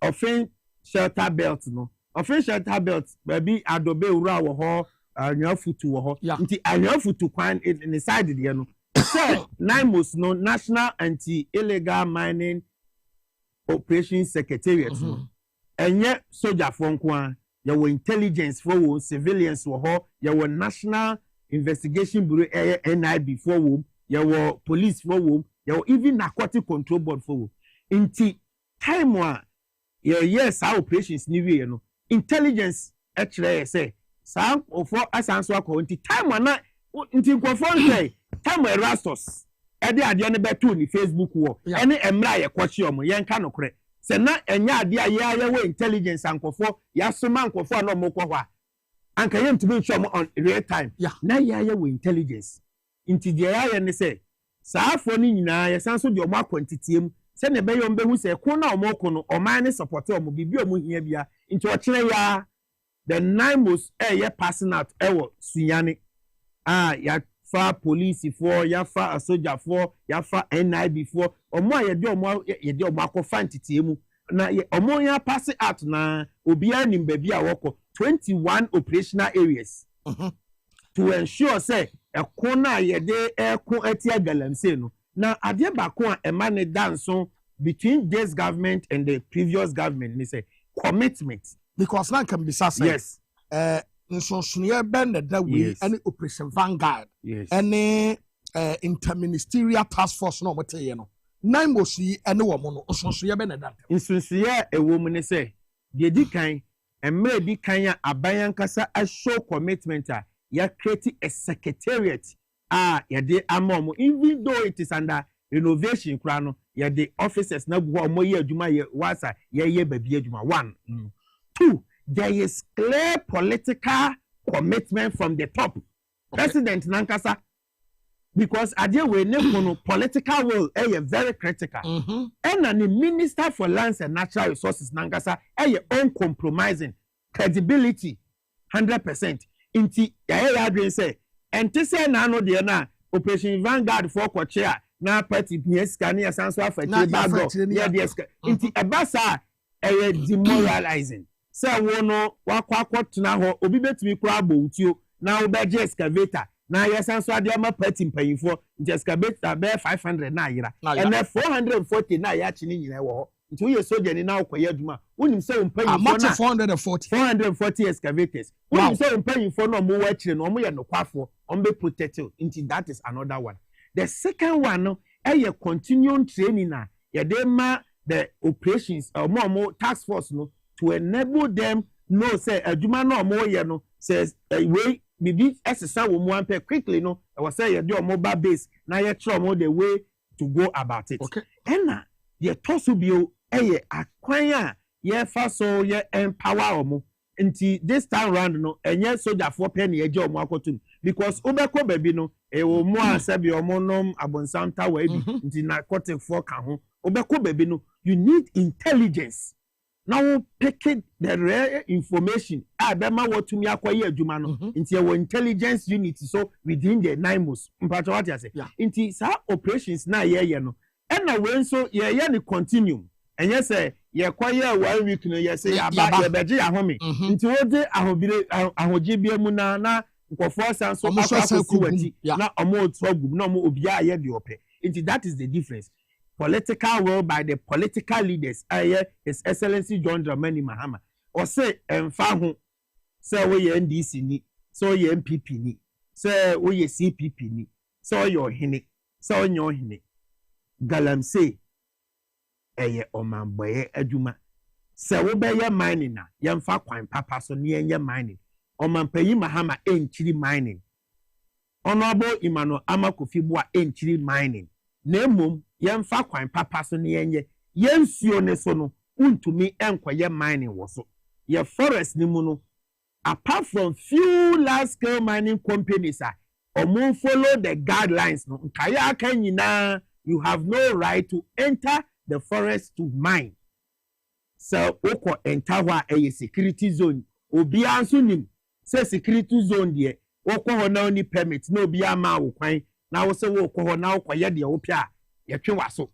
Ana achiche de openi moja dodo a ye de nsuo fra na de e bebiri ama no. Nti we de e ya de sede e na de to obi anim say wunia oba wadanfo bi ye bi na okọ nsuom na okọ foresta 24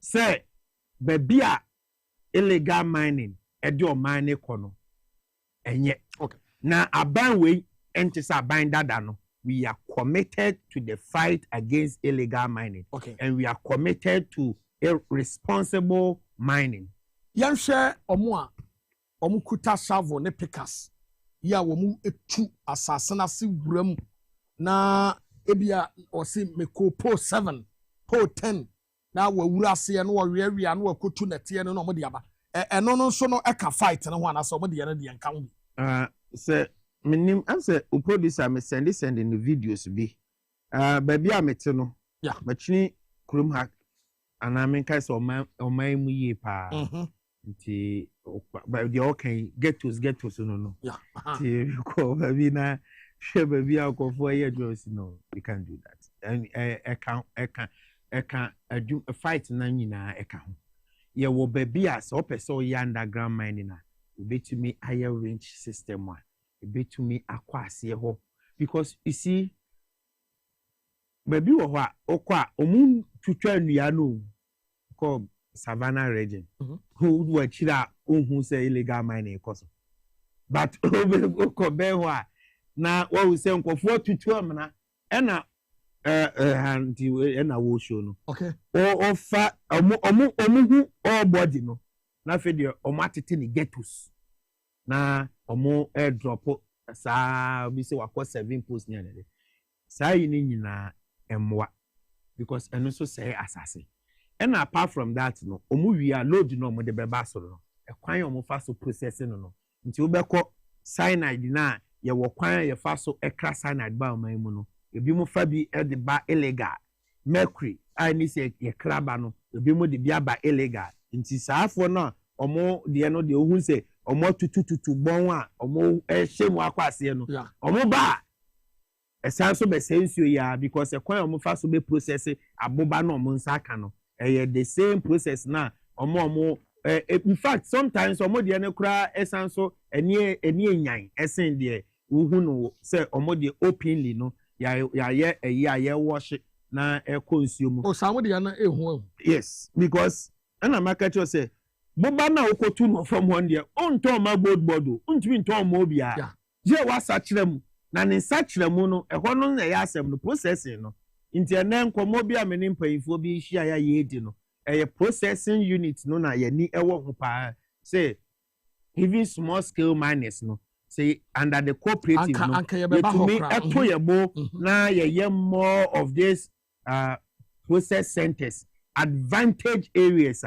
omo ankasa kura to omo boba ni wi a ombetumi di aba there was some large scale mining companies omo ni yedi nsa wo say adenti na say yankofo no bie pits ewie na so omo yi load na yema omo nton momo even waste ne kura no ombetumi ato na processing na eno na ye problem a ema waste no residue ni nyina ekowie wo nsuo mu no ye ntumi enyin firi ho nti ye nkomo a yeguso a megidi say a process okay na ye share the small scale mining system because wotie enkomo no a na yedie wo de no a wodi kan no a wo kire say cooperative responsible mining no wo mo wo so omunya health center wo ho ombenya offices ne na sefo sana we na tiana sana this small scale mining no wo mo so eye no ana say me concession ni mesim me tu me kohohoro me here of because me ye nim the way ana sa no mo so de yente say last scale mining no because ana mo de ne ye pickers ne shovel kren na watutu say na te so anywhere be a me ko say me kasa about small scale mining I always say and say you throw more under the bus okay yeah there I will say a boa mo nti small scale Ghana National Association of Small Scale Miners or a Godinama and then call for Razak mo many omo policy ya me developing na me twa omo ben me ho de nti a me pese yes and say pese ye de best practices are ye de cooperative neighbor no small scale miners na omo ye ne dada no ye no omo be ye adwuma omo nso onye no ye be kire omo na ye nyina ya ye ma na ye kama because small scale mining no by law no Ghana for penny to me ye nti na che say ade a se ye ni ya empower Ghana for na na by law so no omo gold bi o me produce bia no omo ntumi mfa nkwa ama no ne e so mo ton ema gold board na gold board so e dia support your forex no nti ade a ehia so mo ye ade no na se enye ne kwan so a o say you to me e kire omo ye bo omo first ye share mining na se no na ye last scale nko a koju baby ni hu ni se dabi ye nuanom a mo person mo so ye mining no under the small scale no e o say e bo omo nti small scale no prebebre de nti ya na wo hu se for ye investment kese wo mu ni se small scale for na ya no masase ni so nti ama ni 25 acres sa 25 acres no enu bia mu na ne all no ana se ne mineralized area ne wo enu mu bia na wo so ye ni process center no enu bia no nti ye review mining policy ne mining act ne hu bibia na large scale mining companies no Ohenaba ya momo asase yantam in fact assembly bi ho a wo kan ya na edin but no kore pa so ne say e ka ho bi na magalam say atia sese no the last scale mining yeah e ka ho bi in the sense say enyo omo mfom so meme susu say oman no na enyo oman na ye mfa ne say ɛyɛ aban yɛ ɔte so yi anaasɛ aban mpa wotwa mu no ɛyɛ successive government ɛkwan yɛfa so ɛde asase yantam to wobɛkɔ baabi about 5 districts asase ɛwɔ hɔ nyinaa yɛ company baako dea wow nti mmeranteɛ wɔ hɔ time a yɛde ma ɔmo no ebi wɔ hɔ koraa yɛde ma ɔmo some years ago but ɔmo sesa companies no for instance baabi a first na meyɛ adwuma yi sɛ try no gold mines me wɔ hɔ red bag for na bɛyɛ exploration ɛwɔ forest mu ɛna later on ɔmo de like podium for bɛsi saa plant no wɔ ɔbrayɛ ko ɔmo kɔ na ɔmo de ma kenros for akɔ sisi ɛna yɛ asante gold nti saa mmerɛ na yɛde asase ne ma ɔmo ni nyinaa bɛyɛ asante gold for dia nti obɛkɔ amanseɛ area hɔ nyinaa baabi kitikiti bi na ebi anya asanko for dia asanko so before some meba na ebi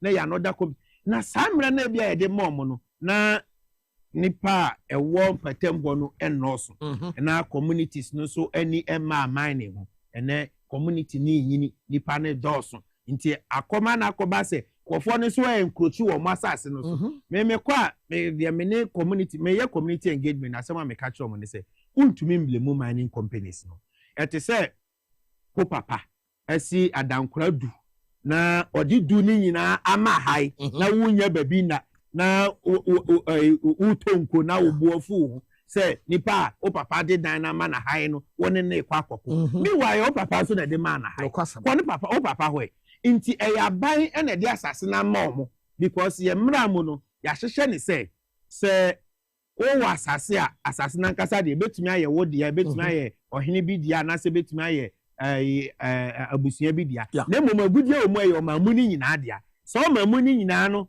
ɛna president ni hold in trust ɛna ya pass the Minerals and Mining Act 2006 Act 703 as amended 2015-2019 ɛna ayɛ ne sɛ obi person mining dia was a Minerals Commission for ɛna ma ne krata nti ya granting lease no ɛna yɛde ama no by law so obi holding lease bia no or right of possession against everyone including wa ode man no nti yɛde be na honorable Amakofi Boaye oba ye ohun sa problem ya no se dabi e wo se ye fa kwan papa so na ye ne large scale mining companies no esi nkonwa ne ne omudi nkomo se baby wo ho kra ma ye adwuma Santi ni mo nkohoda no eposo reclamation bond ya ne EPA for nkasa ni Minerals Commission for nkasa no mo relinquishing of any liability na mo mfa maye ni mfa ma community ni mfa nye cooperative mining sankomo ya ne Adamus Resources edibi ema just eneso na wotwe ya ewo anya telekubu kazo ye ko launch cooperative ni bi wo a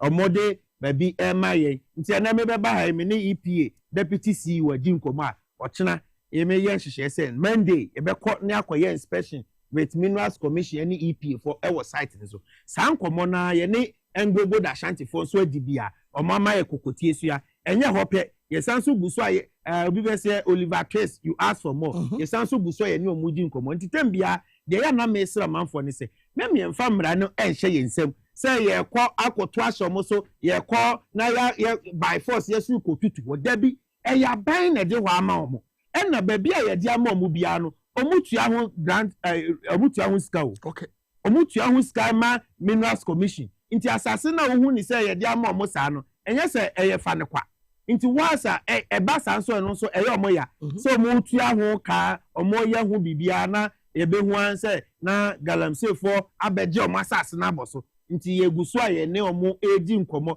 se university bia wo primary school wo secondary school ankura no omo de best practice chiro mo ade enti ombe wie na obe so university demonstration university practice nkura na no mo ba university large scale mining companies no musu munya cooperatives na ekwan a mo best practice na mo de ye adwuma mo aye no fitimre santi ananka ensensuo ensei obade asetena mu no ye mfa nkyiro mo no mo nso nya adwuma ne bi na ba saa musu mo benya mo asem bi okay now processor wo mo de mine no yenim say bi mu kwasase ase because mahu bibia ne de no omo de ne gold ana yeah good okay udru ho a wu say ka ni wura sase na se na wo hwe amena da ho na enam musa ekwa utu say wo mu asase na se ankasa this community mining here wo mo ye no eno so no omo ye no say wo mu tutu asase na ni te say galam say ye o maye no osi no yi tutu asase na ni saa no mo gya akoko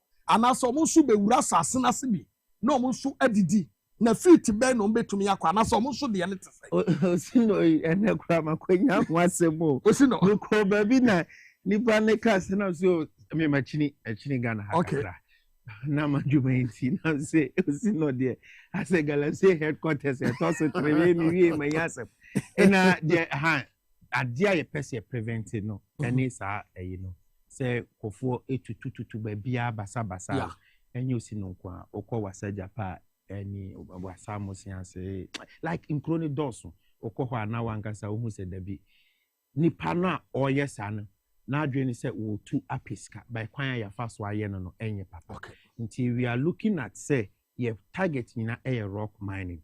However, baby colovia bi eno no enye lovia by yes I say gravel. What is the difference between the lovia and the colovia? Lovia na the most ya na ozide. Eno na ye top soil no. And netie no. Okay. Eno ne process na nye din. Ntia na galafo ne pe no. And you are washing. No, we say am the carpet. Yeah, as I say, but rock na ya na ni process na dey kara. Okay. Inti enams ana ya na capital intensive. Nipa no pepe dia wu no pe kakra bia dia wu nti oni sa sika na obeyesa. Eno nti na de ye bia no in partnership with Good Board and other investors ni promoters no, we are ensuring say baby aye koye adwuma bia no ye proper mining. Ye mpese ye koye de ye ne dada na ye nyina ye complain li bi. Nti investor bia obebe bia ye ne na trans because say o mining na o mining ye ye wo very good deposit wo ha.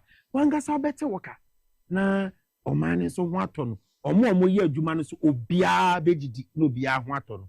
Nti ye be ye rock mining. Now rock mining ekobase wo say ye develop to underground ye be develop because mostly no say your companies need be cry large scale mining omo nya underground omo because of the all body no omo ye only open cut and say open pit and e bi wo honso a obeye and because say oguso a wo ye open pit na o ye exploration no who say scanner code from pa to we no a creative porter na fe de will develop underground no develop ramp neko into 25 meters bia ye drilling na near blast near tete kosa anti ofi 2100 no ko 2075 2050 2025 20 sa inti na underground adwuma po de de effect o kwa ya na nkofo so musulo me de me kwa underground na ho na me pio ko so te ka mu na eko vent so bia ba ho inti underground no ya na ye capital intensive because it was say support kura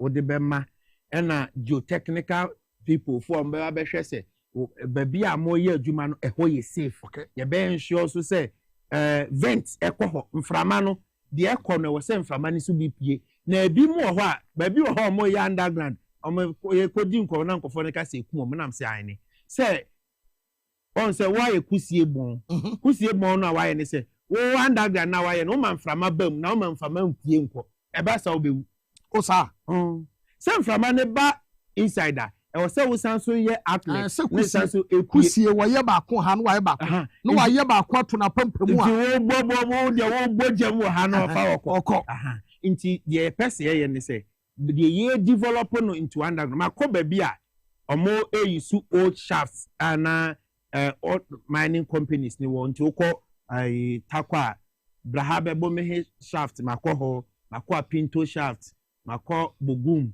mako like about baby shaft baby e bi wo ho a e wo ownership issues me ko ho na me ne omanfo ne kasa de me target safety so mo ensure say adwuma no mo ye no they are wearing the right PPEs omo ensure say adwuma no mo ye no omo nkonko pra na ownership issues ne dey be discussing one kran ha nti apinto ownership issues ye be discussing one kran ha Ohenaba Boamah ho nsensem no ye be discussing one kran ha na no enye workers no mo adwuma na okọ ho na ebi ho mo develop mo range system wa eno na di loads ne kura efi underground e basoro because they have got money investors akọ negotiation na entieju breaking day anaso mo yi load na the core investor ho na the ba omonso local people ni so ho nti san hye ni nyina ye beye se ne beye a ye ni equal rock mining ho a me madwin mu no ene baby a me free ba no me susu say ene na ye the way forward because e sustainable ye betumi ayache in fact mining company bi atumi agi be 100 years e bi be ntia e rock no mining okay ba lovia de acha be bosomi ensa bosomi nu na fe di asa and even mining companies no kura no omo wo rich alovia no de omo ye ne say omo de blend omo all nti ye wo na no ye adwuma no ko ron pad kwa yo baby a ya stockpile oxide no ha eno nsuo to ye ntriti nsuo to be how because what they check wo mill throughput no nti obeto bo na what they check wo head grade nti emra gold prices ya akosoro no 0.5 ne 0.1 nyina wudi because gold price ba from a no stockpile agu baby aha nti say eba say ye say for low grade nti say bia me as a metallurgist so me ko run pad one ma ko ka kire load operator ne say so offer low grade back one na wafa medium grade back na wafa high grade back there be a ye hwe the wa throughput na ye hwe na say there be offer oxide back flat na wafa hard rock no so miensa hard rock no miensa no fa medium no mienu na fa low grade back ni nyina for optimization say ne be ya ye head grade no ye hwe say ne be ya ye gold no nsanso nko details nti sa no mani nyina ya de a me susu say nimdia ye wo ene afoforo nso nimdia omowo no se ye de be ka ho na ye de cooperative ni mo ye betumi a kire me aye ni ye okay yada so ewo mu ye di nkomo gold no ye ba be hese nsonso ye wo mu a because metal anase rock de no ene ye ne na masase nani no nsonso ye be ne dantem ena eya no ye takte se gold no be kwakoduru ba bi na si wote se edan no na ubu ne kakrakra anase ni nyina no eye dust no a anase sei ena etienti me ba no ye di sa enkomo no ye de akowie solar natural clinic bebo ama wapom den wonsam SCP wadaroma fertility problem say obi o wa wo ho a problem wanantia 13 na wanya awo and obi o kidney problem and liver problem no wadaroma wunya solar natural clinic na wo ho dwen no a enu munyam no ebetumi aba ama ho atọ papa koko koblemle oben Harvard Senior High School no the number no is 0553 932631 0553 932631 Power Specialist Seba Hospital ena Efremo no wasi afatu anim se hepatitis A B C D and E otu ase fatty liver we free ho afrobi all prostate enlargement and also person boosting immune system no and also ba wo ye ho adwuma ulcer fibroid and kidney stones fibroid de ma me ne ye ho adwuma papa etu kwa obeyi free ho afei o jirikajiri membedro tatahwe ya eno ba bi obefa bi obenya bi na hebatin mixture ya a boost to immune system no and also ewo ho kwabenya pokwase ACP kwan so obehu no wo ho kuma se feyi ase bosomtwe akwan no so adua ya junction and atakra de Anaji Estate wo be hantamai rural bank no friend was 0244 5444 42 0244 54 44 42 na wona no eni nsawoso mega cash ena yedru omoso no wose yamfanto anim se ubetumi ye di cash this evening ama wani age odi ya so be dial star 426 star 5 hash star 426 star 5 hash na wadwene no one win 500,000 cedis ubetumi ye di up to that kai say obema TV SYZ selected TV SYZ wo selected TV SYZ no a na wabo awuram obema box of 6 select the lucky box and you are free to go and share kakra ewo ho ensuo no your friend X natural mineral water wo ye wedding engagement birthday party program bia wo ye bia no ensuo no ya tro times no X no eno ne ye de celebrate etia ya numbi na untumi enye program no ema ne nye fepa ensuo no ye what you say program bia be ye bia no kai so be serve X natural ye wo round one etese ball no ye wo wei no ene ye wo ni medium nso ewo ho emu bia no ubetumi anom na ne seshe kura so ewo ho eti emu bia bebo ama wani age ubetumi afre 0596 273546 0596 3546 Safari Valley Eco Resort. I want to win your scale was so cherry. What you say? A wife for papa pabroso, maybe a kumikran private swimming pool. And now fruit to not a watermelon, a wabushi ho, and a patutu to your quatin womb one yabe papa moody. Enti, one woman now ye fresh, come pa. It's a men woman yagro. Safari Valley Eco Resort. Ube to me ako. Na wakwa kwa jiwe ni yako cherry. Wedding engagement, birthday party, program be away piano, honeymoon, koho, na kwa cherry manage into me and koso. Omo Okre District, I do chrome ya, and a Safari Valley, omo ewo. Omo number is 0596 914394. 0596 914394. SPARNIS, Spanish Garlic Mixture, and ne capsules. Ohima HH1 sana woko. When I say tata ya edre ya mao. Would so be bad cholesterol, menstrual disorders, why a cassia broso, menstrual disorders, and how arthritis, and udon person don't peso a real tree, and a halitosis, gastric ulcer. So I are dealing in a Spanish garlic mixture and the capsules. It was see.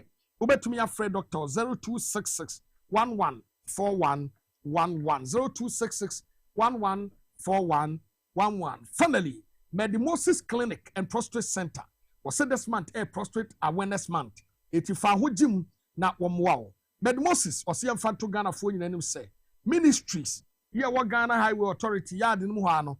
Ube hunu ho or more branch or Bramian check your prostate amount a free of charge. Adentaberi or many police station the deal anymore. Mo ben a shaman no a J Kojo or many school for the deaf a deal anymore. And a Kumase a ahinema ko bing. What ya say? Over to me from 0244 068 447. But ye check out prostate maybe a shrinky and a yakasia dia and ye oh ye best saw ya dear 20% ye the better qua ewa ya sanimu no 80% inti almost so eka hon and a jumedie ye de esomona yankwan the differences edano almost say gold ni bi te sa akokɔ ene ne ma krɔ to me kɔto ma sasnase no wati wo musika nko bi nso ese wo kwa obekɔ akɔto sesi wo sɛ dan bi te sɛ bepɔ na wakɔ akɔto nti yam sɛ ye boy sie ni abre no mo pra akokɔ ne ma ni bi ate wo na wo mo e de afaya gold no te sen na gold no so ye ben ene den tem from the rock and surface mine in the tie ni mu no so ye wo mo te Ohenaba ade ba kwa me pese me kan se anka ye wo man bi pa anka wo se onya problem e wo man ne ho anka nya Ghana ye wo nkofo mu nim de e wo man ne ho ni papa Ghana ha enam you match ni KNUSD papa he ene menyi ni se ye wo large scale mining company wo Ghana ha the managing director and I say GM general manager eye Bruni okọ babia. In fact, Ghana for ne dos experts ne yeketu abi. Say first no madrin sa brofo no mo pese ne ye mra say o ye man no kodu mfie bi a o say before na ne hwe so. Nti epa proper man ne adwuma last skill ne nyina. Before na na before ne so ye Ghana for na.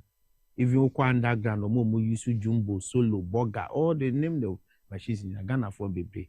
Now no me course Senegal me ye transit to Abidjan. Ghana for me no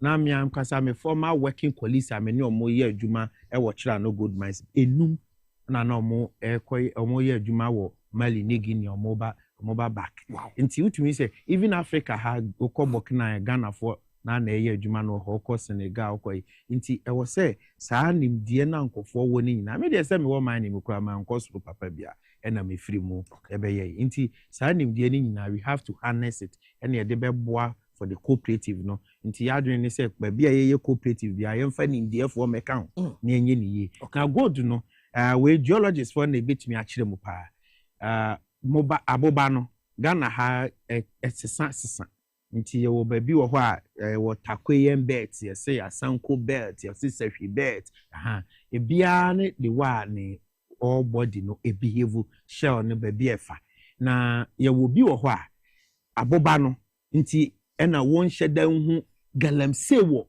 ba bi mu wo ho te say even e wo chitiru kira no for concession so bebre no omo aboba no ye hard rock nti wo say wo undergo proper process and san on cycle gold no we galamse ni on best of akwakoboka no ye wo ba bi so wo ho na nuggets na ya na wo kan obi mo si akoko go dey wo sha ase no kra wo de ayi kra nsuo kakra hose kakra e man high pressure be say na didadidam wo fa ye gu nsem eno ye around amansie wo baby asanko mines wo e ho area nti wo ho be say galamsey fo ade o mo concession ni na afa because I no have to kakra na no nya bi wow nti ye wo baby wo ho a enna minus ankasa pa no even small scale miner bia na me ni dia wo se ko fi media me pen nugget mining no because we di agora ukofo na obefo modwuma no ombegu odwuma because ono ye kakra na opone ya no anya bi ye obi wo ho so dia gira wa fa process ni nyina mu ansa no ohu good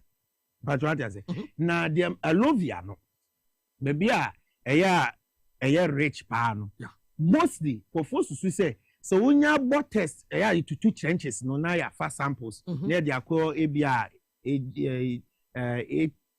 LS no makoye sampling analysis na eba no who say na soro ho kra na 2 trenches kakra no kra na yenya 1.5 2 grams near the next say kwase ya betumi akọbe 4 nti rock no na most the na grade no high nti ewo dan we mu ano ye betumi ya baby a grade no ewo soro they were them high benya baby so grade ni yellow your baby so a waste nko na misconception ya na ewo mu say kwofo baby adwe ne say wonya kwa ya okotu nyina wonya godu the bi wo ha last internet say capital intensive no last scale minus no ubetumi to waste be ebi kura be 1 year no nya ensha say wuyi all wow yes ebi so betu be 2 months 1 month depend on baby a all body no the etie and na Ghana no ye shell no is scientist South Africa there no nti wan hwe ye betumi dilute sesia ena ya na minus ne ka sa ayere omo no nti wona mu a sa aya se wo tu obehu asa ade na ayera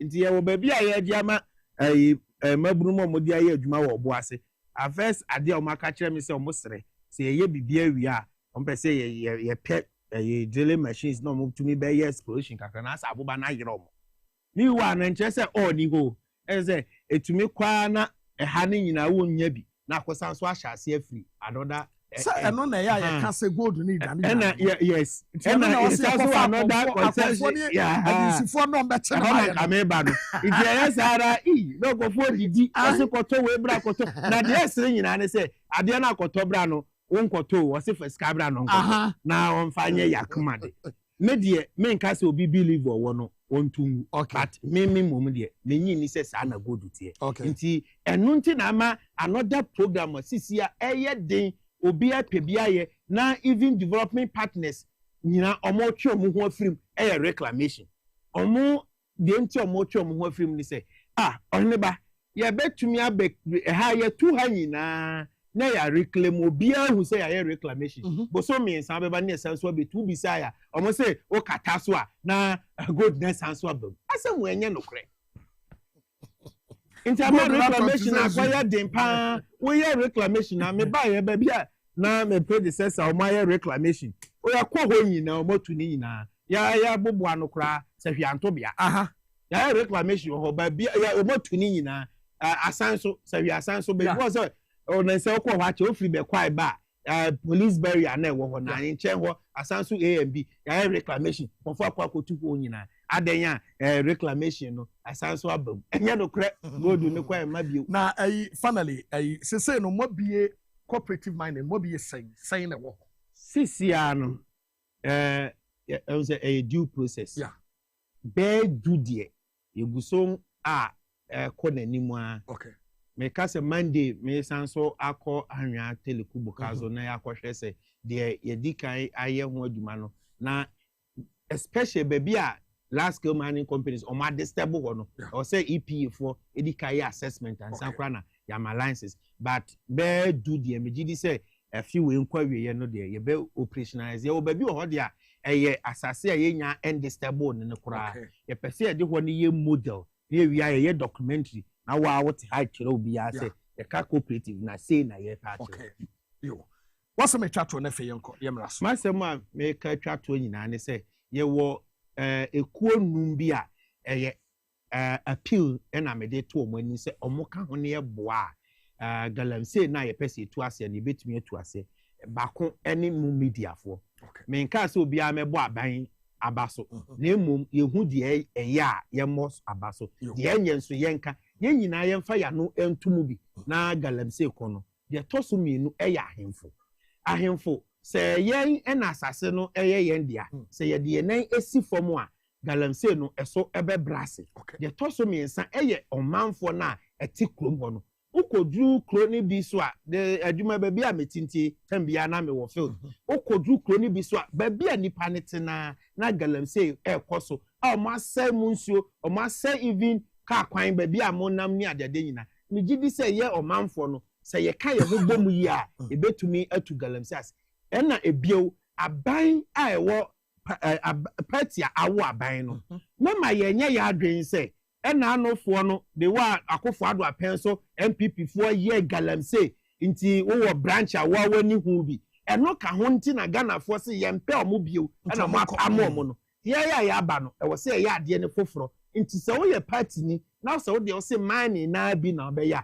fa kwan papa so se wo se wo do party no na do mampanyi mahama wo do ama kofibu a na nkwankwa ye galamse because se wo ye galamse no na nsuo ni guso sei na kwa ebretu ni guso sei a mbekọ so abo mampanyi neti so mbekọ so abo minister neti so na party na wo de bae no fa so be na wo de meji twa to kora ne se omo a aban no omo ye party fo na nyame ayo omo adom emomo nya aban mu aba na wo a wo so kodubunu kora wo se moti apamo wo party no eba aban mu yenya bia de wo ahye kora no e na wo kwa akoye nebo galamse na omo party no omo brema party ne bae kora yenya ahwe nti omo nso omo nyese bibi omo ye bia no omo nye enablers of galamse I appeal through the MMDCs babia ni wa ye man na galamse a enhye DC bi ase nti wo ye DC wo ho na wo hwe police so wo na wo hwe dissect so mo ensure say babia mo wo no nkofo nkonsuo mu nkofo nko forest mu no mo nkose no me ma se mo amedi twa. Thank you very much. Yeah, that's a papa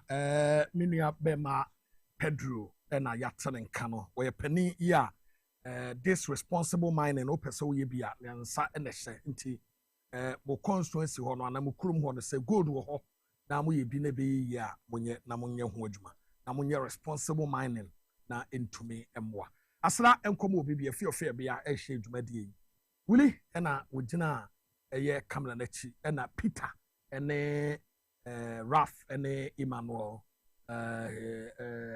Neti ena wo monso ewo MCA ho hwe sound ne no manyina menoma etumi course midin e de Ohenaba Boamah Bennie adomdom yen ya ye be sa hia biem na ya trans ye sa di nkomo sa nkomo yi ye nwie ye be sa ba mu biem wa bra ya started the first process no a yenya nhyehyɛ ni nyina no ye be ma na ba betra ha na ye di nyina de ato bonim na fi ye yi amobi ye hu ne ye hu said ye responsible cooperative mining no ebe ye da mu nyina sa